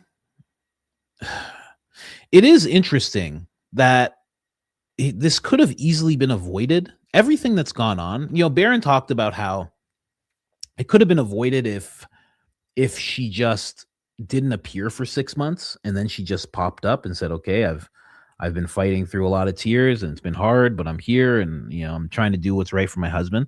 It would have had a completely different vibe. It would have been way harder for anybody to dislike her if she did it that way.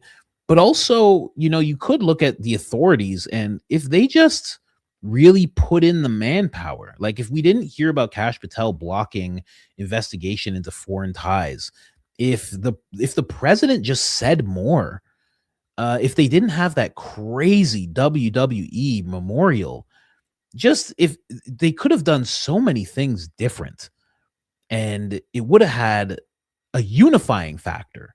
But everything they did step by step, all these weird cracks that developed, really, that is what caused the fracture, And then they just go, no, it's just Candace and podcasters. That's what did it.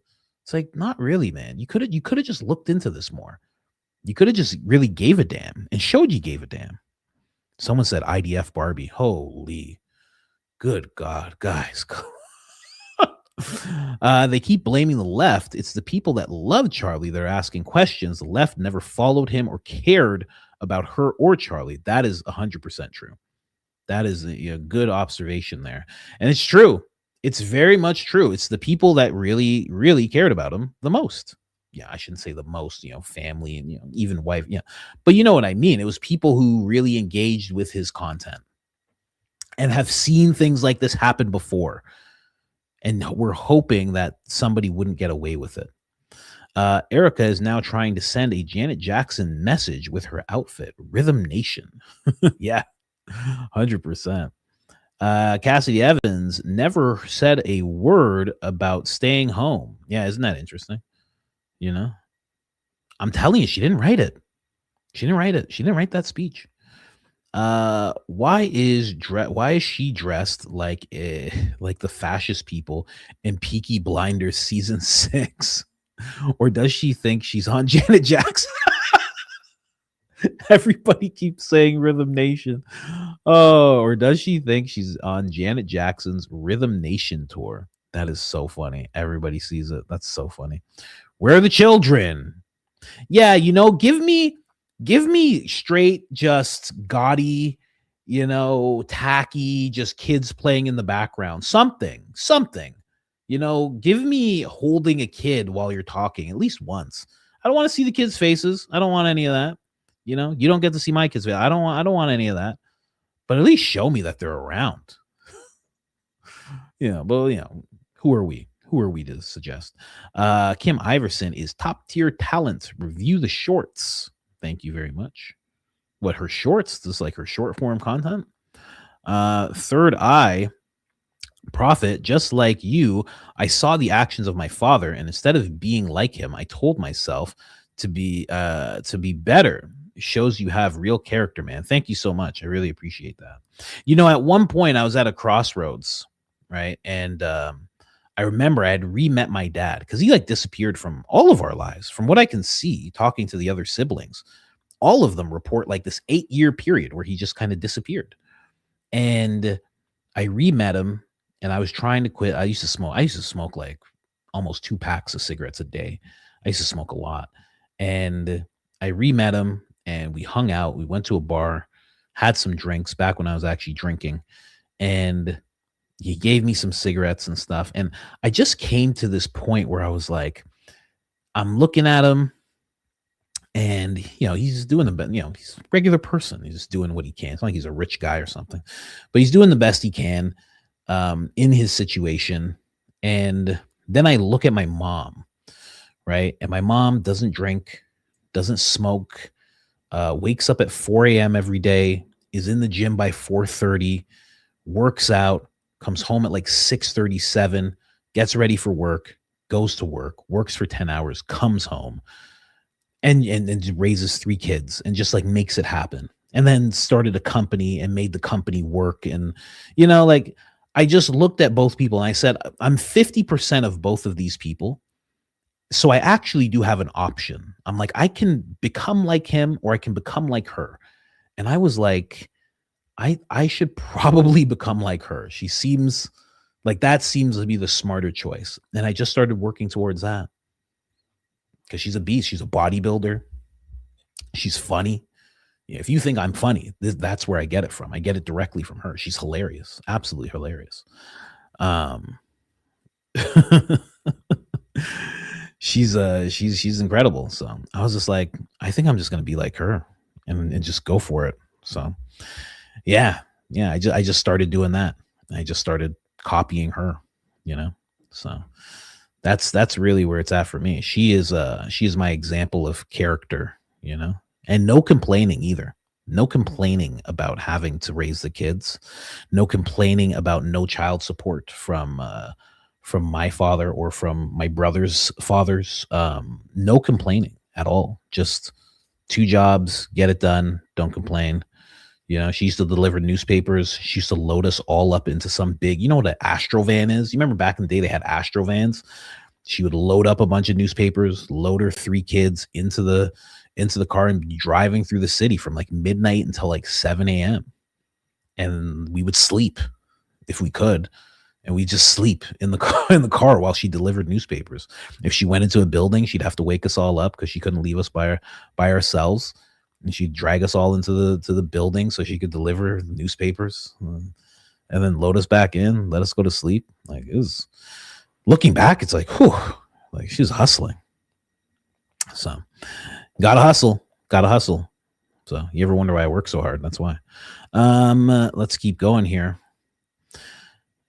Yeah, Coach Mama. Yeah, she's the best. She is the best. Still working out. Still deadlifting 72. Still deadlifting her weight, more than her weight. Still waking up early. Still getting in the workouts. Hitting 10,000 steps before 10 a.m. Like it's crazy. It's nuts. It's truly inspiring. Erica lecturing me on extending empathy is like Blake giving hair hair care tips. I'm gonna need to see it to believe it. I feel attacked. I could give you some hair care tips. I know a thing or two. Don't worry. Are you worried about this? Hey, come on. We know a thing or two. Come on. We can read things. A hair on my face. No, you're right. Don't take tips from us. Don't take tips from us. Looking for answers. That ending, that was weird. That was AI generated. She wasn't actually saying any of it. What, the whole thing? The whole thing you just saw? I think she was. I'm pretty sure that that was not AI generated. I think she can read at the very most. You know, like I know a lot of people don't like it. Like I think she can read at the very least. Jenna, once again, I'm 65. Dad left when I was 8 and died in 84. Lots of left unsaid. Listen to In the Living Years by Mike and the Mechanics. Powerful, gives clarity. Lots left unsaid. That's always my advice to my friends that don't have a parent that's passed. It's like, you should say everything, because like they're gone. That's it. They're just gone. You know, like I wish I never even asked my dad where he was. I never was like, hey man, where'd you go? Like I didn't even say that. Like I didn't ask enough. I didn't ask about his parents. I'm named after his dad. I didn't even ask. There's so much that just got left, you know? So if you got both your parents, you should be asking them stuff. You should be getting them to say stuff. You know, like my wife, my kid's great grandmother, they were lucky enough to actually meet. Well, my first kid was lucky enough to meet their great grandmother. Their other great grandmother's still alive as well. But I made it a point, because she was still with it for the most part. She had her moments, but she was still with it. And I made it a point to ask her about marriage, because she had a great marriage for a very long time. The only reason it stopped is because her husband passed away. And that was a rough go, and she took care of him like every day. And, you know, but I asked her about marriage, and the advice that she gave me was like so good, and so not the advice that you get nowadays. You know, the advice you get nowadays is like, treat your lady as bad as possible. Let her know, make sure she's in her place. And if you're a lady, make sure your guy makes at least $2 million a year. And if he's not over 6'5", you can just throw him out. You know, like you get crazy advice now when it comes to relationships and stuff. But the advice she had was like priceless. You know, she talked about partnership, and, you know, she talked about your roles, and she's like, I always handled everything in the house, and he handled the work, and I never drove, and, you know, but I always made sure everything was in check with the kids. And, you know, we didn't say his money and my money, it was our money. And, you know, I never overstepped. It was just incredible advice. I have it written down. But yeah, man, you gotta think about that stuff. When they're gone, they're gone. CO replied on X. Already replied. Oh, did she? Oh, did she now? Oh, I bet she did. She just got confirmed. That's so funny. She just got confirmed by the Catholic Church, and she's like, you know what? I think I can respond. I think I can respond to this whole thing. Very interesting stuff. Let's see if that's oh, interesting. I don't know. She very uncomfortable to watch, painful prompt to read. Clearly speech written by somebody else is exactly what I said. Objectively terrible. So they will now pay. Oh man, this is going to be brutal. She's definitely going to talk about this on the show. I hope she's back. She said she's going to start Wednesday, unless I read that wrong. Pretty sure I saw Wednesday. And this is Baron. Baron was responding to it as well, you know, and it was pre-recorded. Baron actually just said that in his response. It was pre-recorded. That wasn't live. That wasn't her talking live. That was pre-recorded to make sure she hit all the points and said everything she had to say. And they just presented it as it was live. That's, you know, I honestly think that's what Tucker does when he does like a live interview. I think he has the chops to do it live, but it seems like some people just say that they're live, but you don't see them interact with the chat. So it's really hard. At least Candace, you see. Candace, like, they'll have issues, and Candace will be like, okay, is it still there? Are you guys seeing this? They're saying that they're not seeing this. Like, you see those little mess ups, you know? Do you know why Tucker's vid with Sachs was pulled? Really? Nah. Was it? I was going to watch that. I was watching it yesterday. It's gone already? No way. Well, I mean, it's Tucker. What do you talk about? No, that's not Sachs. That's a different guy. Wait, no, Jeff Sachs. It's right here. The video's there. It's not pulled. It's 100% there. Just click videos. It's there. IDF Barbie. That was such a good one. Sent you a message. Candace responded to Erica. Was it just that little one response? I want a real response. I want a real Candace response. I don't want just a little bit of written stuff. I want a real response from Candace. That's what I'm waiting for. I'm waiting for a legit response. I did see your message though. Thank you so much. Justice for truth. Love your humor and your devotion to your family. Thank you very much. Appreciate that. Jessica, Erica better not complain about the Janet Jackson comments. We all know what happened when Kay Harris attacked JJ. Did Kay Harris attack Janet Jackson? Are you kidding me? No way. Please interview your mom on Friday. Inspirational. I want to do. I don't think I'd ever interview her on the show, but I do want to interview the older people of the family just to talk to them. So, my kids can be older and actually see recordings of their grandparents, like retelling their lives. I think that would be really, really good. It's a little harder because they're a different generation. So it's like, especially like getting my wife's dad to do it. That would be really hard. Really, really hard. Because I feel like he'd just be like, no, I'm not doing that. Don't want to. I'd be like, come on. But that would be cool. But I don't think I could, and my mom will do whatever I ask her to. I'm the favorite child. I just am, and the other two won't. They won't argue it. But I don't think I'm gonna do that. It would be cool. I'd like to, but I don't think I'm going to. That'd be a fun little thing to do. But also, she's like a little too. She'll say some wild stuff. Like I have a recording of her. I'm telling you, she could have been a comedian. I have a recording of her. She's talking about Jesus. I'm just gonna be very candid here. She's like, it was such a comedian bit. She's like, you know Jesus was black, and I'm like, how do you know Jesus was black, Mom? And she's like, by the way they beat the shit out of him. I was like, what? She's like, oh, you can tell by the way they beat him. She's like, obviously he must have been black. Oh my gosh. She'll say some stuff like that. And then what? It was really, really funny. The way I have her on video saying it too. It's one of the funniest.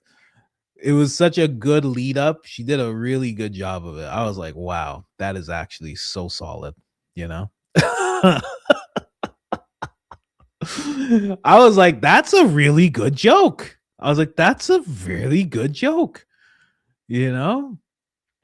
Pretty solid. She's like, you saw what they did to him. She's like, they didn't do that to anybody else. She's like, he must have been black. Oh my gosh. Maybe I should interview her, That is yeah, I have that recording. Yeah, I definitely have to interview her, because again, when they're gone, they're gone. You really, like, if you can, like, it's so important to get your kids on camera, especially because they're going to grow up and they're going to be different. So good to hear what they sounded like when they were babies and like have that. But also your parents, it's so important to have them on camera too. So you can see what they were like, and your kids, when they're older, they can see what they were like. It would be great to be able to, I don't have this at all. I don't know what any of my grandparents look like. It'd be great to be able to see, for my kids, to be able to look at their grandparents and look at their kids, God willing, and say, you look like your grandfather in this way. You look like your grandmother here. That would be really cool. You act like him here, but anyway, don't want to get too far off. Let me see here. Are there more? Did more pop up? I think more did. Let me see here. Erica better not complain. Oh, please interview your mom. Yeah. Some more did pop up, actually. Okay, here, let's check this out. I was going to jump to the coffees. Coach, it's being reported on X that they are considering naming the ballroom after Charlie. Oh, I had that clip. Did I not play that clip? Did I miss that? Did I miss that clip? Let me see here. I guess I did. What? I had that clip. I know I did. Yeah, no, I know exactly what you're talking about. Jack Posobiec was saying that. He was on. That's so interesting that it's gone. I had a clip of him talking about that. Oh, there it is. Okay, here, let me pull this up for a second. But yes, you're correct. Here, let's check out Jack. The ballroom itself obviously has a security function which would serve not only this president, but all future presidents. And I know that, unfortunately, a Democrat may be president at some point in the future here, but you know what? It will be theirs to use as well for them and their guests to be kept safe. That's the bedrock of our political system, that we have these peaceful power arrangements, that people can hold events like this. And again, that was supposed to be a celebration of the First Amendment. What was it an attack on? The First Amendment as well. Jack Posobiec, great to see you in person. Thank you for helping the show out. You have done yeoman's work for us. Thank you. So there's Jack Posobiec there. The proposed White House ballroom clearly has security function as well. I've even heard that it is talked about being named the Charles J. Kirk Ballroom. Ballroom itself, obviously. Now, for me, that is not. I don't find that to be. Well, I think it's good, but at the same time, I also think it's a little eerie, especially with all the things circulating about it. That all of a sudden they're going to call it that. That'd be a little weird. You know, all the things they're talking about it being a ballroom. You know, Candace talking about him being an offering. And then all of a sudden, the next thing you know, they're calling it that. And it's like a military, there's like a military thing underneath it, / room of some kind of temple. And then you're naming it after Charlie, who was slain. I don't know. Weird. Sometimes you have to turn resentment into gratitude. That is absolutely beautiful and something I'm going to try and implement in my life. Yeah, when I was coaching people, I had an exercise where we would do that because everybody usually has a gripe with their parents, and there's always someone that you resent. And I would try to challenge them to do that. Like, how can you feel gratitude for what was done to you? You know, obviously, you know, within reason. How can you feel gratitude about it? And it's always hard. But it helps provide a mental shift, because victimhood is powerless. You're powerless in victimhood, and if you can empower yourself, I think that enhances your whole life. So, yeah, it's hard. It's a very hard thing. It's easier for me, because I just didn't have someone around. It's not like, you know, any abuse or, you know, anything like that happened. So it's a little easier for me. He just wasn't there. So I was able to just kind of come to grips with that. But yeah, try it. Try it if you can. Is she wearing all black to make herself look tough? I didn't think she could do worse, but then, yeah, it was a statement. Why did Trash Patel say they look into every threat against American citizens, but doesn't look into Candace's threat or Charlie's offing? Yeah, that's an interesting question. Why is that? I wonder. You know, investigation for me, not for thee, type of thing. You know, very, very interesting. Yes, you're correct about that. Anyway, you got to be empathetic to step into your parents' shoes. Then you can understand their actions. Yeah. I've talked about that before. It's tough. It's tough. You know, your parents aren't deities, right? They're just people who just like, yeah, they're just people who were just trying to figure it out. They don't know what they're doing. They have no clue what they're doing. Like, They have no idea what they're doing. They're just trying to pull it off. They can't. They don't know it. They didn't know anything. My mom was younger than me. When my mom had me, she was younger than I am now, and I don't feel like I know enough. So it's like, imagine how much she didn't know at the time, right? I was addicted to substances until I was like, what 36? I couldn't even shake that. She already had a kid, and she had 2 more before. So even you take 30, 32 or 33, and then you minus 12 years. She was like in her early 20s when she had her first kid. You're not going to make the best decisions. You're just not, as much as people hate to hear it about their parents. Because people don't want to let people off the hook that have hurt them. It's hard to do that. It's very hard to say, okay, fine. It's okay that you did that. Nobody likes that. You don't want to do that, but you do have to kind of think about who they are and who you are, and could you have done better? And maybe you could have, sure, you feel like you could have. I love you and this community. You are honestly my favorite. You inspire people. Thank you so much. Really appreciate that. Amy Marissa's voice, 501c3. Appreciate that a lot. All right, guys, I'll check the coffees one more time. Then we gotta head on out. Candace is gonna be live soon, guys. I hope. Who knows? We'll see. We do have. What coffee do we have here? Let's see this coffee here. What does this person say? When EK is on stage, she's WWE. When she's off stage, she looks like Ellie Mae Clampett. Jeez. I'm behind a few shows, but you have talked about Officer Tatum being paid by Izzy. Sent you a vid on Patreon. Go to Mark 225. Interesting. Well, I mean, I don't know if he's paid by them. I think there's some kind of incentive for him to be saying what he's saying. I don't know who was giving them that incentive, or even if it's financial. Could be power. Could be power at the end of the day. You never know where he's going to be in like 5 years. I think he might run at some point for like Congress or Senate. I think they would position him like that. If you're a company man to the point where you're going to do whatever the GOP, whatever the Republicans say, whatever the admin that is Republican says, they might just be like, okay, put him in power. Easy shift. Ski. And we thought EK might resign. Yeah, right. We're real off on that.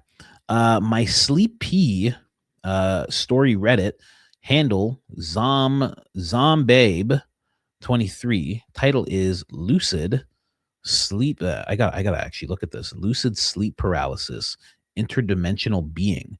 A YouTuber even asked to use it in their paranormal channel, and they did. Kind of messed it up, but that was cool to hear it read out. Interesting. Okay, cool. Thank you for that. I'm gonna look into that. Coach, I told you my gut feeling is correct, and it gets stronger the more she speaks. Candace hasn't directly accused her of offing her husband or anyone. She's simply asking the same questions we've all been wondering, because nothing makes sense. I think they're building a case. Yes, you were the one. I think they're building a case to make it look like Candace is harming her character and her safety and Turning Point's reputation. I see so much nonsense everywhere, like Officer T puts out, and I often wonder who actually falls for all these lies and stupidity. But then I see how many people are awake and becoming aware of what's truly happening in our world. This is no longer about politics. Evil and darkness truly roam this world. And it makes me realize that there is something to the show Evil. Anyone who has not watched it, watch it. I feel like that's a pretty good depiction of how the devil uses regular people to carry out his plans and his rule. Interesting. Well said. And yeah, thank you for that theory. You're talking about that last part, how the devil uses people. Jordan Peterson says something I've played it so many times on the show, where he talks about like whatever theory you're into. And I guess this could apply to him at this point. I hope he feels better. But I mean, later in his career, he kind of took a turn when he got with the Daily Wire. But he has this thing where he's talking to Destiny, and he's talking about how, he's talking about how some people, the things that they say or the ideology that they are espousing, he goes, what makes you think that Satan isn't behind that type of thing? Right? I'm paraphrasing largely, but he goes, what makes you think that there's not something else going on? And a good example would be, I don't know, you can make a claim for open borders, you can make a statement for closed borders. But I've made the argument with open borders. It inspires a lot of people to go through is it called the Darien Gap? It's a very dangerous part. So a lot of people travel to get into America, and they travel really far. And a lot of people fight for these people to be able to just come into the country. And what happens is, so many people who try to come in, they end up passing away inside of tractor trailers because of the heat. They also end up getting sold into trafficking. They end up just getting offed. They end up getting robbed. They end up with a whole myriad of terrible things. And, as much people as you saw come in during the Biden administration, there was a big part, thousands, that died on the way trying to get in. And they were trying to do that because they knew it was open. They knew that they could get in. And as much as you want to be like sympathetic to that, you do want people to stop trying to make that trip. It's a very, very dangerous trip. And you're in line with cartel people and a lot of people from the underworld. And if you don't have the money, they actually put you up in these houses that are in America, but they kind of own you. And now you have to work off your debt. And they will have you work it off however they see fit, which gets into, assault type stuff, traffic type stuff.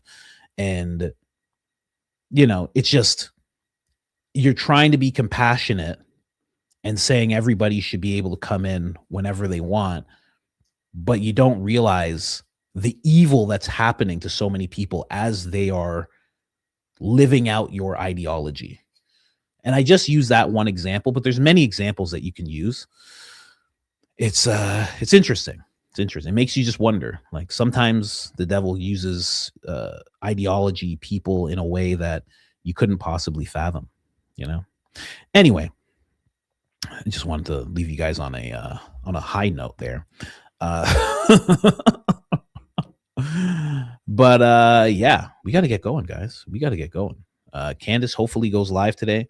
I'm going to make another video. I'm going to squeeze it in between Baron and Candace. Somebody just made another coffee. I will read the last coffee. This is the last one. Let me grab your coffee here. This is the last one here. Let me just don't refresh this page, refresh that page. Come on. I know you're 40, but come on, get with it, big guy. Coach, hola, have some coffee on me. What's the weather like in your neck of the woods? Mine?